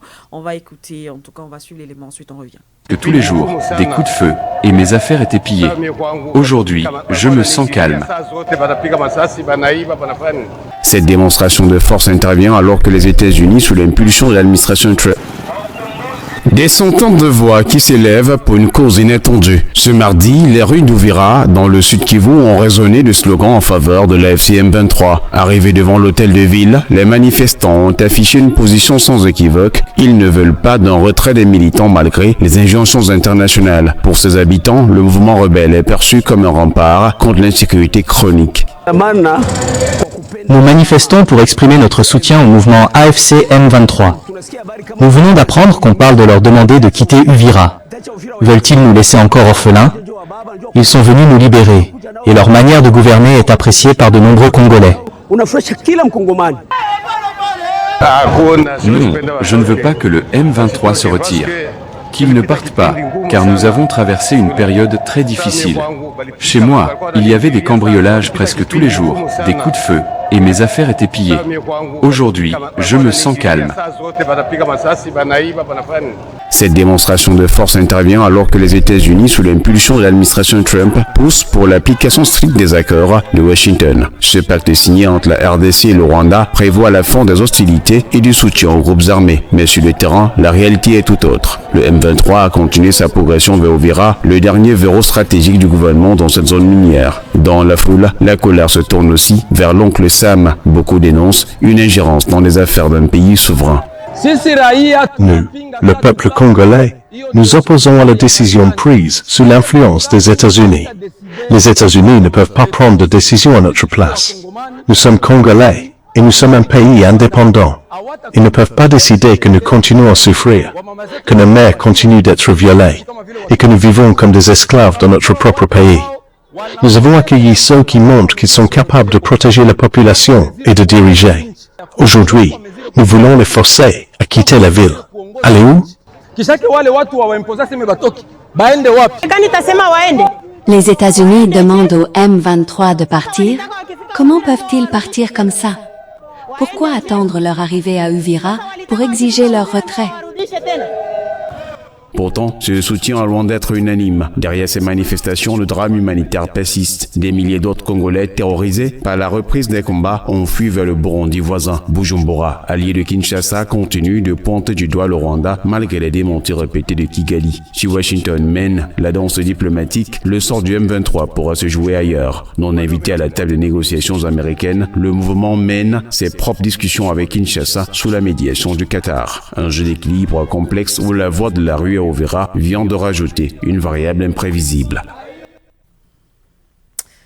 Eh bien voilà, merci à Fon Noira. Je ne savais pas qu'on avait des collègues. J'ai entendu des voix. Ce sont de nouveaux collègues, Noira? Oui, nous avons deux correspondants qui travaillent avec nous et que nous sollicitons de temps en temps.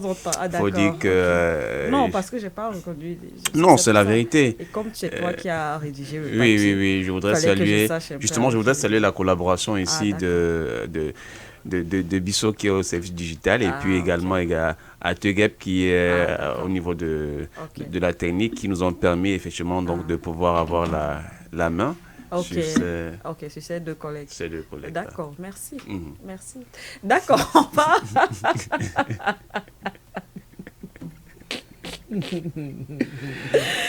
On va poursuivre et puis on va rapidement commenter parce que tout à l'heure on va passer à la chronique de Pharaon Télésis. Peut-être un mot sur cette actualité quand même. Oui, je suis assez stupéfaite, stupéfiée par ce syndrome de Stockholm. Et j'ai entendu un intervenant parler en lingala, un mélange de lingala et de swahili qui disait que, eh bien, j'ai entendu Massassi qui peut peut-être vouloir dire mes affaires, qui disait que que lui il est tranquille aujourd'hui, il est plus serein parce que avec la présence des AFC, des M23, eh bien, il y a plus de cambriolage.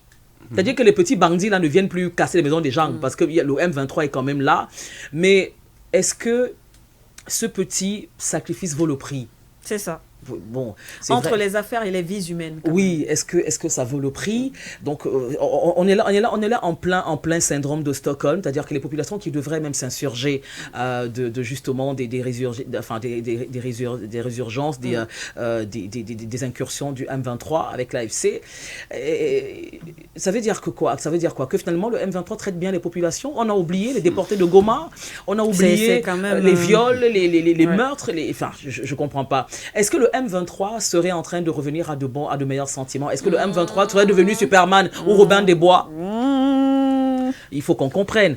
Non, en fait, il paraît que Donald Trump a tapé du poing sur la table et que le M23 a dit, ok, voilà, on promet de se retirer d'Ouvira, mais sous conditions. Alors, quelles sont les conditions réclamées aujourd'hui par le M23? Est-ce qu'on négocie avec les terroristes? Est-ce que le M23 aujourd'hui est bien placé pour revendiquer quoi que ce soit, pour réclamer quoi que ce soit? Mais le président Tshisekedi, quand même, finalement, doit se dire avec amertume que c'est un simulacre de signature d'accord à Washington. Parce que je ne comprends pas. C'est-à-dire que 2 ou 3 jours après que la signature ait été faite à Washington, le M23 a marché sur Ouvira. C'est vrai. Mais il faut dire, vrai. Le cas de Ouvira, quand même, est un cas qui est différent parce que lorsque le M23 est entré à Ouvira, contrairement à ce que l'on pouvait penser, il n'y a pas eu de tirs. Ça veut dire que... C'était relativement calme? Non, oui. Ils ont vraiment pris la ville vraiment sans résistance. Le M23 est entré à Ouvira sans résistance. C'est pas du genre que vous avez une force en face qui a tenté de riposter après, vous avez pris le dessus. Non. Cela voudrait dire par là que l'armée régulière devait être absente. Mais justement, on parlait on évoquait cela ce matin, l'absence justement de cette représentativité justement de l'État. C'est vrai que la RDC quand même, hein, on parle souvent d'un pays continent. Alors il faut être effectivement, lorsqu'on décide, lorsqu'on veut être à la tête d'un pays comme la RDC, il faut quand même, on sait où on va et il faut se préparer. On n'est pas surpris de la fonction présidentielle justement dans un pays tel que la République démocratique du Congo. Ça veut dire qu'on sait exactement où est-ce qu'on va et comment est-ce qu'on va résoudre un certain nombre de problèmes. Donc, on veut bien comprendre le président Tshisekedi, mais il est quand même, je crois, son deuxième mandat. C'est pas aujourd'hui. Donc, il n'apprend pas à la République démocratique du Congo. Il sait exactement ce qui se passe. Et comme on le dit souvent, ce n'est pas quand on a prêté serment qu'on commence à réfléchir aux solutions, aux problèmes trouvés dans son pays. Lorsqu'on va déjà postuler ou alors on va déjà en compétition pour être à la tête d'un État, on a déjà les solutions aux problèmes. Donc, M. Tshisekedi, normalement, avec tout le respect, normalement devrait déjà avoir les solutions aux problèmes de la République démocratique du Congo, et surtout que lorsqu'il accède au pouvoir, de toutes les façons, c'est une guerre qui dure. Donc, aucun Congolais, tous les Congolais savent exactement ce qui se passe dans leur pays. Et lorsqu'on veut accéder à la tête d'un pays comme la République démocratique du Congo, on a forcément des solutions. Donc, un territoire comme Ouvira, et comme vient de le dire Fonnoira, le M23 y accède sans résistance, l'armée n'est pas présente, on se pose vraiment des questions. Et je veux aussi rappeler un fait bizarre, parce que la dernière fois, en début de cette semaine, effectivement, le M23 annonçait son retrait de cette ville d'Ouvira. Et on s'est quand même interrogé, le M23 décide de se retirer, c'est quand même bizarre. C'est trop facile. C'est trop facile. Et quelques jours après, on a justement ces manifestations. On a l'impression que tout était préparé. Manifestations pour demander, justement, pour dire que non, le M23 ne devrait pas se retirer. Est-ce que c'est une façon de répondre aussi, parce que tout à l'heure, Faron, tu le rappelais, les États-Unis, c'est à la suite justement des avertissements, aux menaces des États-Unis, et forcément, on imagine qu'il y a eu une entente, il y a des conditions, mais est-ce que le M23 veut également, on dit souvent quoi, essayer de faire peser aussi un peu la balance et dire oui, on je veut me retire, bien, mais tu vois aussi, j'ai aussi quelque chose que je demande. Que je demande, voilà. Et puis j'ai aussi une carte quand même à jouer, la population est derrière moi, et c'est pour cela que ce matin aussi, M. Aïssi, notre expert, le disait, lui il voit en cela c'est malheureusement de le dire, il voit une instrumentalisation de la population, parce qu'on a toujours voulu, ce qu'on souhaite souvent, c'est que même si la population à tort ou à raison réclame un certain nombre de choses, c'est bien quand ça vient d'elle-même, quand le besoin vraiment c'est la population elle-même, mais lorsqu'elle est instrumentalisée, il est vraiment difficile aujourd'hui de soutenir cela, et surtout on le rappelle. Il ne faudrait pas que les gens oublient effectivement ce qui s'est passé ou ce qui se passe à l'est de la République démocratique du Congo. Il y a des millions de morts, il y a des millions de déplacés, il y a des femmes qui sont violées, il y a des ressources naturelles minières qui sont pillées, et pas au profit des Congolais, mais au profit des puissances étrangère. Vous êtes concentré. Moi, je vais indiquer que pour les populations qui se disent que pourquoi le AFC M23, après son arrivée, vraiment avec l'arrivée de l'AFC M23, il y a un semblant de paix et de sécurité, c'est que si d'habitude, ce sont mes gens qui viennent souvent chipper, voler, quand moi je suis là, ils ne vont jamais venir. Donc automatiquement, ma venue peut donner cette impression-là qu'il y a de la calmie, cette impression-là que vraiment il n'y a plus de guet-apens, tout cela. Par contre, vis-à-vis de la force régulière, il y aura toujours ces incursions qui vont toujours se présenter. Donc, ma foi, je pense que les populations qui sont là-bas, c'est que... je ne sais pas si ça veut dire qu'elles n'ont pas de choix, parce qu'il y a encore quelques jours, le porte-parole... Ça peut être la peur. Hein. Oui, la peur. Oui. Les représailles. Oui, justement, la peur justement de se dresser contre le M23. Oui, tout à fait. Parce que justement, tu l'évoquais, si le M23, toi également, si le M23 a marché sans anicroche sur la ville, ça veut dire qu'il n'y avait pas tant que ça une grande sécurité. Tout à fait. Alors, si déjà les populations savent que, bon, ok, on est abandonné, que ça va autant qu'à faire, faire contre mauvaise fortune, bon cœur, faire semblant d'être avec l'oppresseur, et peut-être qu'à ce moment-là, il nous foutra la paix.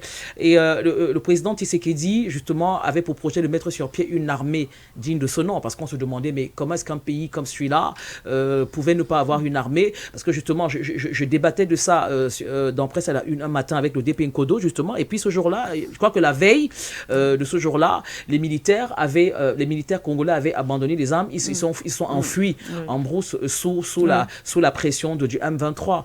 Alors, ça a donc poussé Tshisekedi aujourd'hui à mettre sur pied une armée.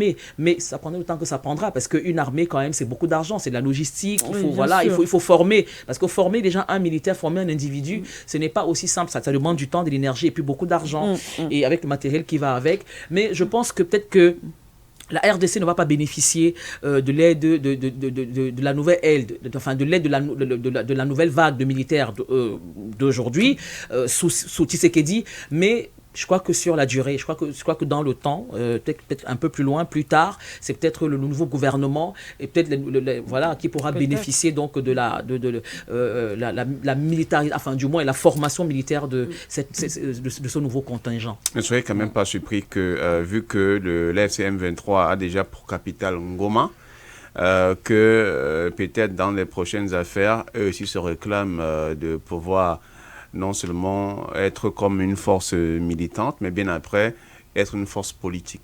Non, mais l'infiltration des Rwandais ne date pas d'aujourd'hui. Souviens-toi que ça fait quand même 30 ans que le conflit est perdu de ce côté-là. Je crois que Kabila avait justement favorisé l'entrée des Rwandais, parce que je crois qu'il y avait le conflit avec les Hutus, les Tutsis a favorisé donc justement des vagues migratoires de ce côté-là. Donc, ils se revendiquent comme étant congolais. Mais à l'origine, ce sont d'anciens ressortissants rwandais qui sont aujourd'hui au sein de la population, au sein même de l'armée. Et ça va être très compliqué de les déloger de là, parce qu'ils se revendiquent comme étant congolais. C'est pour ça qu'ils ont pris le territoire justement de Goma. Comme tu le dis, ils sont chez eux, ils font ce qu'ils veulent. Mais je pense qu'avec une nouvelle force gouvernementale, c'est-à-dire qu'une puissance digne de son nom, les choses peuvent on peut les déloger, ça peut être progressif. Il va falloir bien sûr que le nouveau dirigeant ait les bonnes cartes à main, parce que sinon, la façon que Corneille Nangaa est le patron assis chez lui en Ngoma est devenu il sait que c'est chez lui voilà. Ils vont devenir une force politique à un moment donné. Si rien n'est véritablement fait, c'est que cette partie de la RDC là, d'emblée, ça va être... ce serait vraiment dommage. Devenir rwandaise. Eh bien voilà, chers auditeurs, téléspectateurs de For You Media Africa, c'était donc les thématiques qui vous étaient proposées ce matin. Nous espérons que nous avons pu quand même vous apporter des petits éléments de compréhension à notre niveau. Mais vous le savez, les débats se poursuivent à travers les différents chats. Vous pouvez également toujours contribuer par message, et cela va nous permettre d'approfondir justement les débats ou les discussions, même dans nos prochaines éditions. On va prendre la courte transition pour accueillir la chronique de Pharaon Antirésis.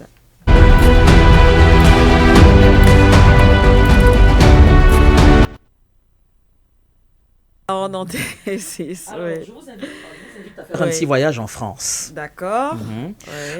Nous n'avons rien contre la France, mais nous avons un problème avec la politique, avec une certaine politique. Nous aimons les Français, bon, même si c'est pas réciproque, mais nous ne sommes pas racistes, d'accord. On n'est pas ici pour tirer à boulet rouge de manière systématique et injuste, d'accord, sur les Français, mais sur la France, mais nous tirons à boulet rouge et de manière systématique sur une certaine politique. La politique française en Afrique. Voilà, la politique française en Afrique. Alors, en Seine-et-Marne, c'est un département, c'est une région. Alors, le préfet refuse la démission d'un maire et de ses adjoints parce qu'il ne voulait pas marier un homme qui était sous OQTF. OQTF, c'est obligation de quitter le territoire français. Alors, ça remonte quand même à pas mal d'années où on a souvent vu une situation qui met en scène un ressortissant africain et une ressortissante européenne. Et ça pose un problème parce que on dit souvent que parfois l'Africain n'en veut qu'au papier de l'européenne. Alors le fait se passe donc en France. Voilà un maire qui veut démissionner. Un maire et ses adjoints veulent démissionner pour ne pas avoir à célébrer le mariage d'un étranger, d'un couple mixte, donc d'un étranger en situation irrégulière avec donc une Française. Mais sauf que la préfecture a refusé leur démission. Donc je vais vous lire un petit peu. Donc la préfecture de Seine-et-Marne a refusé la demande de démission du maire de Chécy ainsi que de celle de ses adjoints qui refusaient de marier un couple dont le mari était sous obligation de quitter le territoire français. Alors le maire de Chécy et ses adjoints avaient choisi de démissionner pour ne pas avoir à célébrer un mariage comme les y obligeait la justice. Un refus motivé du fait que le marié avait été sous l'obligation de quitter le territoire. Mais le bras de fer entre les élus et le préfet continue. Ce mercredi, donc c'était hier, on apprend que la préfecture de Seine-et-Marne a refusé cette demande de démission du maire de Chécy ainsi que de celle de ses adjoints, a indiqué le mercredi la préfecture confirmant les informations de presse. Alors cette décision révélée par le quotidien La Marne vise à prévenir toute perturbation éventuelle du fonctionnement de la commune. La préfecture a par ailleurs invité le maire à préserver la continuité de la vie communale, particulièrement à l'approche des prochaines élections municipales de mars 2026. Alors ça pose donc le problème des mariages mixtes. Insincères. Bon, insincère, je viens de l'inventer, c'est un néologiste. Ok, merci. Voilà. Il n'y a pas de problème. Non, ça insincère. Moi, j'avais secoué la tête. Voilà, donc il faut que je vous le dise, c'est un néologisme. Donc, aujourd'hui, ça pose la problématique des mariages insincères, où un individu va abuser de la confiance et de la faiblesse de la personne en face, parce que la personne en face, elle est amoureuse, elle est peut-être en détresse sentimentale, parce que les gens sont beaucoup en détresse sentimentale. Je ne sais pas si vous avez remarqué, les gens sont en galère d'amour. C'est difficile, L'amour, là, est devenu très compliqué. Et donc, aujourd'hui, il y a ce phénomène, par exemple, sur les réseaux sociaux qui favorise les contacts entre les brouteurs, ici, les brouteurs en Côte d'Ivoire. Alors, parce qu'en fait, ces faussaires de l'amour, ces arnaqueurs, donc arnaqueur, c'est... dit... voilà, on dit quoi? Arnaqueur. Dans le... Oui, voilà. Donc, ce phénomène des brouteurs. Mais ces garçons rompus dans l'art de l'escroquerie amoureuse et financière. Parce que la Française amoureuse, de son côté, là-bas, dans son Val d'Oise, dans son Seine-et-Marne, là-bas, et dans sa Seine-et-Marne, alors, à travers Internet, à travers un écran d'ordinateur, elle va tomber amoureuse d'un Sénégalais, d'un Ivoirien, même d'un Camerounais. Les Camerounais, ce sont aussi des fémènes de cœur. Alors, du coup, elle va lui envoyer beaucoup d'argent et tout ça. Et j'ai pris ce parallèle pour peut-être interroger la raison qui peut faire aujourd'hui qu'un maire préfère démissionner que de marier un couple dont il ne sent pas trop la sincérité. Ça peut nous arriver à tous. Je peux être une Camerounaise ici et je tombe amoureuse d'un gars là-bas et puis on me refuse le visa parce que soi-disant mes sentiments ne sont pas sincères. Alors les étrangers aujourd'hui, ça peut être des Camerounais, ça peut être des Chiliens, ça peut être des Mexicains, mais tant qu'ils ne sont pas réguliers, je veux dire tant que leurs papiers ne sont pas réguliers et qu'ils sont sur le territoire français et que justement ils sont sous le coup d'une obligation de quitter le territoire, eh bien ils ne vont pas être mariés. Mais est-ce que vous vous rendez compte jusqu'à quel point le racisme prend de l'ampleur. C'est-à-dire qu'un maire préfère perdre son travail, perdre son boulot. Parce qu'il ne voudrait pas. Parce qu'il ne veut pas marier un étranger et une Française. Alors, est-ce que ce fonctionnaire d'État a la conscience professionnelle ou ses motivations sont teintées de racisme? Ou alors, il faut protéger la française, ce qui serait tout à fait, ce qui est tout à fait normal. Parce que plus tard, cette française-là, si jamais elle n'écoutait pas les injonctions, elle n'écoutait pas les conseils, et qu'elle se rende finalement compte que le maire avait raison de ne pas la marier, parce que finalement, ce gars-là ne l'aime pas tant que ça, et que c'est un escroc, et que peut-être qu'il veut l'épouser pour avoir la résidence sur le territoire, peut-être qu'il veut l'épouser pour avoir les papiers, peut-être qu'il veut l'épouser pour avoir un lendemain meilleur, un mieux-être, enfin de meilleures conditions. Donc la question reste posée, mais la préfecture a refusé la démission du maire et de ses adjoints. Et puis d'ailleurs, on lui enjoint de poursuivre la cérémonie de mariage. Parce que de toute façon, la démission a été refusée.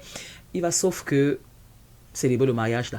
Bon, moi, je pense que peut-être parce ici, là, c'est le maire qui a eu à refuser. C'est la raison pour laquelle ça pose un problème dans le cadre des différentes races ou bien des différents pays. Ouais. Mais indiquons clairement que de manière générale, même chez nous ici, où nous parlons, il y a des gens qui ne sont pas toujours sincères avec des sentiments. Ça existe toujours. Sauf que là-bas, ça remonte un peu un sentiment de racisme, de se dire que sous le fait que parce que je ne suis pas, comme c'est le cas de la France, je ne suis pas français, je suis peut-être camerounais, sénégalais, ou burkinabé, malien. Donc, vous refusez de célébrer l'union, peut-être pour la simple et unique raison que, en célébrant cela, je vais avoir la nationalité, la possibilité d'être sur le territoire. Je ne pense pas que c'est pas pour préserver la française. C'est parce que ce maire, précisément, bien les autorités municipales, ne veulent pas des Noirs. Ils font partie de ces Français-là qui... Maintenant, je t'arrête. Alors, l'article met un point d'honneur à ne pas ressortir la nationalité ou les origines du marié. On dit simplement que c'est un ressortissant étranger. Oui. Tu vois? Donc, il peut être colombien. Oui, il peut être américain. Je veux forcément dire que le maire, forcément, sur le plan du pays d'appartenance du futur époux, disons ça comme ça. Ils ont fait une omerta dessus. Ils sont restés silencieux dessus. Ça veut dire que le maire, soit le maire n'aime pas ou bien a déjà vécu une situation ou bien ce pays-là est qualifié, je ne sais pas trop quoi, soit forcément c'est au regard de, je ne sais pas, de ce qu'on n'a pas voulu peut-être protéger le mec en question pour cela. Mais ça démontre clairement que les autorités municipales ou bien le maire en principe, parce que si le maire dit à un agent au maire qu'il faut célébrer un mariage, l'agent au maire va célébrer le mariage, donc le maire n'est pas du tout d'accord qu'il y ait forcément des étrangers qui viennent dans le cadre de sa municipalité. Mais pour acheter de l'eau à ton moulin, je suis convaincu, Sike Doumbé, que si l'article met un point d'honneur à ne pas mentionner les origines du monsieur, ça veut dire que c'est un Africain. Forcément. Moi, je pense également que... Et ils ont peur que l'opinion leur tombe dessus. Que c'est un Africain. C'est un Africain. Maintenant, peut-être que je vais me faire taper dessus en donnant mon point de vue. Tu veux dire que c'est un Camerounais, hein? Non. Mais je suis certaine quand même que c'est un Africain. Mais en fait, ce que je veux quand même convoquer, c'est qu'il faut tenir compte... quand même d'un certain nombre de paramètres. Lesquels? Les gens s'aiment, laissez-les se marier. Non, nous sommes aujourd'hui, il ne faut pas oublier, on ne va pas nier le fait que il y a de l'escroquerie. Il y a des escrocs en amour, d'accord? On va pas nier parce que c'est vrai, nous sommes des panafricanistes, mais vraiment, quand on n'est pas aussi sérieux, il faut dire qu'on n'est pas sérieux. Oui. Bon. Parce que nous, là, non, laisse. Non, je sais que tu te non, laisse d'abord. Tu te reconnais. Non, laisse-la parler, tu veux la museler. Cousin, laisse-la. Tu veux la museler, laisse-la. Tu veux dire, non, il n'y a pas de non. Laisse-moi. Je veux laisse-la. Non, laisse-moi parler. Laisse-la. Tu veux la museler. Voilà. Si qu'elle parle longo, moi c'est avec toi. Mais dis donc, mais c'est pas possible. Comment ça? On est où? Tu veux justifier quoi? Tu veux museler? Il y a de l'escroquerie. Oui, on le vit. Oui. D'ailleurs, il faut avouer vraiment et malheureusement, pour ne pas on dit quoi? Catégoriser ou certains États, mais on les connaît, ces pays où prospèrent également ces activités. Et il y a beaucoup de puisqu'on parle de la France, de Français et Françaises, malheureusement, qui en sont victimes et qui dépendent. Je ne sais pas souvent, peut-être que ces gars, je me dis souvent, ces gars utilisent, c'est que chez nous en Afrique, on est trop fort, on a les écorces. Le ngrimba. Ils font du vaudou. Parce que quand tu font de la sorcellerie. Souvent, tu écoutes, quand tu suis souvent les documentaires, une femme te dit, elle a envoyé l'argent, des centaines et des centaines d'euros. Tu te demandes, mais depuis, quelqu'un t'entourloupe comme ça, il te tourne pendant des années. Je peux expliquer. Non, je vais terminer. Laisse-nous, tu chutes. Mais laisse-nous, tu vas nous museler, laisse-nous. Après, moi, c'est moi qui vais intervenir. Vas-y, Longo, parle. Après, c'est moi. Tu veux justifier quoi? Laisse-moi. Et donc, ça, c'est déjà un fait, parce qu'il faut quand même le reconnaître, ça existe. On peut dire que le monsieur est raciste. On peut. Il faut quand même reconnaître que ça existe. Et c'est normal qu'un État, ça aussi, il faut le reconnaître. C'est normal qu'un État protège ses citoyens. Vraiment, il faut à un moment donné qu'on arrête aussi un peu trop, on se victimise trop. Maintenant, de l'autre côté, je suis désolée, si vous ne voulez pas protéger vos citoyens, les autres le font et on vous l'oppose. Ça devrait plutôt nous amener, nous en tant qu'Africains, à tirer les leçons. Et ça amène justement à une autre problématique, parce que je suis sûre que c'est un Africain. Une autre problématique, vraiment, nos dirigeants, voilà donc comment nous sommes traités à l'étranger. On refuse de nous marier. On refuse déjà de nous marier. Vous voulez les papiers parce que vous souffrez chez vous.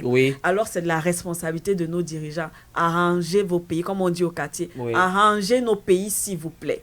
Pour que, voilà, nous soyons plus considérés comme des affamés, comme des personnes qui vont à l'étranger qu'on se sente obligé d'épouser des blanches. Parce qu'on veut des papiers. Parce que c'est de la responsabilité de nos dirigeants. Les Africains, pour la plupart, vraiment, en dehors de ceux qui y vont pour des raisons professionnelles, le tourisme et tout, ça c'est normal, mais ceux qui y vont vraiment pour des raisons, je ne vais même pas dire économiques, je vais dire des raisons, on dit quoi? Quand c'est la famine, vraiment, la souffrance qui t'amène à quitter ton pays, aller de l'autre côté, c'est de la responsabilité de nos dirigeants. Donc moi, je vois cela dans ce sens-là. Moi, je vais plutôt interpeller les dirigeants africains pour leur dire vraiment, il faut que ça cesse. Il faut qu'on arrête vraiment d'être ridiculisés comme ça à l'étranger. Et puis ça fait tout un tollé. Mais on veut pas marier, tout un article. Au point qu'un maire des adjoints démissionne. Il préfère démissionner que de marier cet homme-là à la française. Non, c'est moi d'abord, c'est moi. Non, je voulais te répondre. D'abord, même tu vas même pas parler. Oui, alors tu te demandais comment, tu te demandais si ces gars utilisent la sorcellerie. Mais non, Dame Sikedoumbe, ce n'est pas de la sorcellerie. C'est de l'élégance. Non, c'est de la stratégie, je t'explique. Parce que les gens sont tellement en galère sentimentale. C'est ça, tu vois un peu une dame qui a déjà passé 8 ans, 9 ans, 10 ans, sans chaleur humaine. Elle n'a pas de compagnon, on ne la drague pas. Elle est dans une solitude noire. Alors elle tombe sur un bon. Il faut dire que ces gars savent y faire. Ils sont romantiques, hein. Mince. Ces gars savent y faire. Mais ils consacrent leur journée à ça. Un gars sort de chez lui, il va au cyber, il paye la journée. Il paye la journée. Alors il se met en chasse. Et ça finit par tomber parce que il va tomber sur une dame qui recherche de l'amour. On ne lui a jamais dit qu'elle est belle. On ne lui a jamais dit qu'elle est magnifique. On ne lui a jamais dit bonjour le matin. On ne l'a jamais appelé le soir pour lui chanter une berceuse, pour lui chanter une sérénade. Un peu comme Roméo chantait la sérénade à Juliette sous sa fenêtre. On ne lui a jamais chanté la sérénade. Et donc, elle tombe sur un gars qui la réveille le matin avec un texto, un SMS, un mot, un voice dans lequel il recoule. Alors, c'est normal que la dame se dise mince. Et puis, ces gars, ils sont pas bêtes. Ils se renseignent, ils lui posent des questions, l'air de rien, et ils se rendent compte qu'elle a sa pension en retraite, elle a son bas de laine qui est assez fourni. Ça peut être une veuve. Ça peut être une divorcée. Ses enfants sont déjà peut-être grands. Ils ont quitté le nid. Ils volent de leurs propres ailes. Donc, elle est seule. Elle est dans... Et puis, il faut dire que les sociétés européennes sont dans une solitude. Sont configurées pour... à dire que tu peux vivre 5 ans sur un palier. Tu ne connais pas ton voisin de palier. Vrai. Il te dit, d'abord, si tu dis bonjour, il peut même te poursuivre parce qu'il peut te poursuivre pour harcèlement. Tu lui dis bonjour, pourquoi? Tu sais pourquoi? Donc, du coup, ces gars tombent donc sur ces femmes qui sont des handicapées amoureuses. Et si elle a un peu d'argent, Mais le gars va lui dire que, écoute, vraiment, je t'aime, mais il y a une politique gouvernementale qui fait que mon visa va être compliqué, envoie-moi de l'argent et tout, et tout, et tout. Mais il y en a même qui réussissent à faire le voyage pour venir en Afrique. Ouais. Parce que le gars va lui dire que la procédure de l'Afrique à l'Europe, c'est compliqué.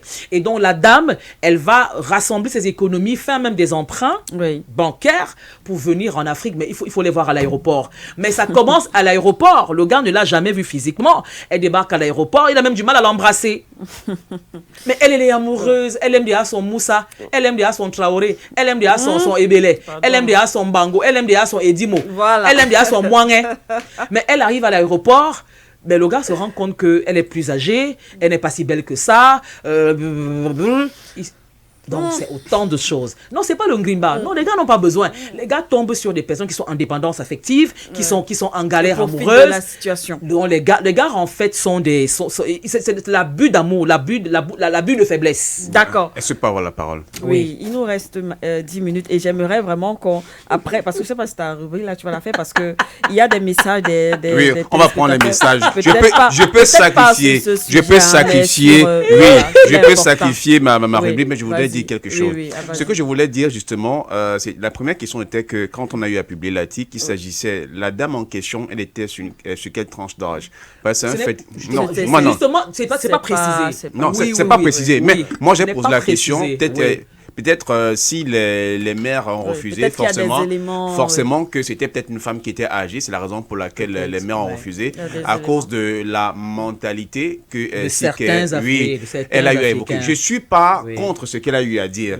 Qu'il y en a vraiment ce qu'on appelle chez nous le kaolo. Elle dit qu'il faut à tout prix partir pour avoir des papiers. Et parce que c'est mauvais, ça ne donne pas. D'où je vais prendre son troisième point qui est très important, que les dirigeants africains sachent que les Africains sont traités d'une certaine manière parce qu'on les prend comme des sortes de déchets, des personnes qui n'ont pas de la valeur, qui viennent tout simplement parce que pour venir soit prendre la richesse, ils ont faim, et ça devait davantage interpeller. Mais cependant, il y a un côté que vous n'allez pas aimer, mais que je vais relever. Pendant beaucoup des années et des années millénaires, je vais peut-être dire ça comme ça, même si ce n'est peut-être pas le cas, les Blancs nous ont maltraités avec l'impérialisme dont aujourd'hui nous voulons appeler les Africains à la conscience.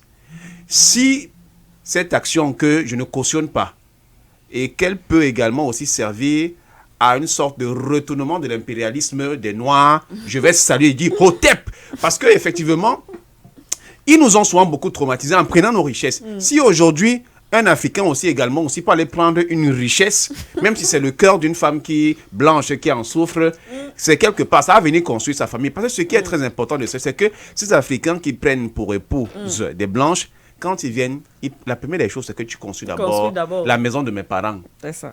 D'habitude, c'est à l'homme qu'on dit souvent qu'il faut construire la maison de la belle famille. Mais eux, ils ont dit. Donc, quelque part aussi, il y a un retournement des situations, même si ce n'est pas bien. Mais, quelque part, ça bénéficie et ça profite à certains. Donc, moi, je ne salue pas, mais je peux comprendre aussi quelque part. Donc, il y a un retournement de l'impérialisme. D'accord. Merci. Voilà. De toutes les façons, c'est... Merci en tout cas pour cette chronique. Merci pour cette chronique farandante, Thérèse. Et on va rapidement. Il y a des messages qui m'interpellent quand même sur notre chat YouTube. Hein. On a, je crois que c'est un homme quand même, Charles Pinda, qui revient sur l'actualité en RDC, qui n'est pas très d'accord avec les analyses ici sur le plateau. Je vais rapidement lire. Eh bien, il ne faut pas... on dit d'abord, ne précisez pas des choses que vous ne connaissez pas. Très bien. Voilà. À mon humble avis, en tant que Congolais, on n'a plus un président conscient ni responsable. S'il était responsable, tout ceci n'allait pas avoir lieu. Je ne suis pas d'accord avec vous sur le cas concernant Kabila, que c'est lui, je crois, qui a favorisé l'entrée des Rwandais. Depuis Mobutu, on a eu un directeur de cabinet rwandais. De quoi vous parlez? Et ensuite, il continue. L'armée congolaise et les Wazalendo, ils ont mis un désordre à Uvira en se battant eux-mêmes, traumatisant la population, alors il ne faut pas préciser des choses que vous ne maîtrisez pas. Bref, j'espère que vous êtes chez vous au Cameroun, votre président devient un empereur, vos bouches sont fermées. Bon, déjà pour rappeler à M. Charles Pinda, que le débat doit être très courtois, Monsieur Pinda, s'il vous plaît. Nous lisons effectivement votre message pour montrer la transparence, et la clarté. Voilà. Donc, pas d'attaque personnelle, s'il vous plaît, Monsieur Pinda. Nous sommes très heureux que vous nous suivez d'ailleurs et que vous participez au débat, mais ça doit rester bien sûr dans la courtoisie, la fraternité, la solidarité qui caractérise les Africains. Donc, nous allons pour cette fois, justement, laisser passer. Mais dans le message de notre téléspectateur, je pense que il mérite quand même qu'on considère, parce qu'il est congolais. Et je crois que là, il rejoint un peu les populations d'Ouvira. Mais ce que M. Pinda doit savoir, parce que c'est souvent ça en fait que les téléspectateurs ne comprennent pas. Avant lui, il y a un autre téléspectateur qui a critiqué le fait qu'on est titré. Donc, il n'est pas du tout d'accord avec, effectivement, parce que pour lui, il a considéré que nous sommes en train de soutenir la population. Donc, il faut que M. Pinda sache que il y a ceux qui soutiennent et ceux qui ne soutiennent pas. Il faut qu'ils comprennent qu'il y a ceux qui sont d'accord et d'autres pas. Et c'est un débat. Alors, il faut simplement apporter ces arguments, contre-arguments. Donc, autant, M. Pinda, vous n'êtes pas d'accord. Il faut savoir que votre collègue congolais nous a également écrit. Et il est d'ailleurs très en colère parce qu'il estime qu'on n'aurait même pas dû en parler d'abord et que ce serait donner du crédit au M23. Donc, voilà, il faut... Donc, le dernier message de M. Pinda, parce qu'il a fait beaucoup de messages, le M23 n'a aucun meeting à Ouvira. La population a agi, que l'armée congolaise, les Wazalendo, ont traumatisé la population. Mais ça, tu l'as dit. Voilà. Mais tu l'as évoqué. Je l'ai évoqué. Et ça, on a dit de façon très claire que... Mais ça, il ne l'a pas entendu. Une mémoire sélective. Ça, il a occulté. Pourtant, tu l'as dit. Parce que, d'ailleurs, j'ai mentionné le fait que ce n'est pas normal. Enfin, j'ai évoqué le syndrome de Stockholm. Sauf s'il ne sait pas ce que veut dire le syndrome de Stockholm. Ça veut dire que une population qui aime finalement son bourreau. Et ça nous a interpellés. Parce qu'on ne comprenait pas que les populations d'Ouvira saluent le M23 quand on sait, quand on connaît les actions du M23 sur le terrain. Et tu as évoqué d'ailleurs, mon cousin, le révérend Fonmoira, l'instrumentalisation ou la manipulation et même la peur. Je crois que tu as évoqué la peur des populations. Et je crois que l'absence justement de la force régulière. Voilà, et en cela, parce que ce que les uns et les autres doivent savoir, c'est que l'armée congolaise bénéficie d'un soutien qui est un peu comme on a vu au Burkina Faso, la VDP, sauf qu'au Congo, ça s'appelle les Wazalendo, qui sont un peu un groupe, mais qui aurait pu être milicien, mais cependant le fait de soutenir l'armée régulière n'est pas traité comme des miliciens. Et entre eux donc, il arrive que ils ont commencé des dissensions, aller dans l'exagération. C'est la raison pour laquelle on pourrait peut-être voir, selon ce qu'il est en train de dire, que pendant qu'ils étaient là, on était en train de souffrir. Maintenant, au moment où l'AFC M23 est venu, je ne sais pas, peut-être que l'AFC M23 a changé complètement Ngoma. Peut-être, je ne suis pas là-bas, mais nous, on se base sur certains faits et nous discutons à partir de ce que nous recevons du terrain. Alors, j'adore la contradiction. Non, c'est bien. On a d'autres messages. On a d'autres messages cette fois-ci. Bitcoin, Paul Blaise, bonjour la team, surtout aux belles femmes de For You dans leur belle tenue africaine. Tu vois, Pharaon. Merci pour votre bonne humeur. Voilà, que vous nous transmettez. Merci à vous de nous accueillir chez Bitcoin, merci infiniment. Quinette Erna. Alors, elle ne manque jamais nos émissions. Bonjour la team des vainqueurs. Plusieurs messages quand même de Quinette Erna. Tout cet argent ne pouvait pas nous aider à résoudre d'autres problèmes, effectivement ce qu'on dénonçait. Idée bravissime, on sort de l'UA et cet argent nous sert à payer certaines dettes ou à soutenir des projets qui vont ramener des liquidités. Le gars lui donne le ndolo et la mater lui donne les kaolo. C'est toujours Quinette voilà. Erna. Vous ne connaissez pas l'histoire de l'Africain qui était fatigué de donner le ndolo à la murale. Il était fatigué, le gars est sorti dénudé. On a dit qu'il veut back.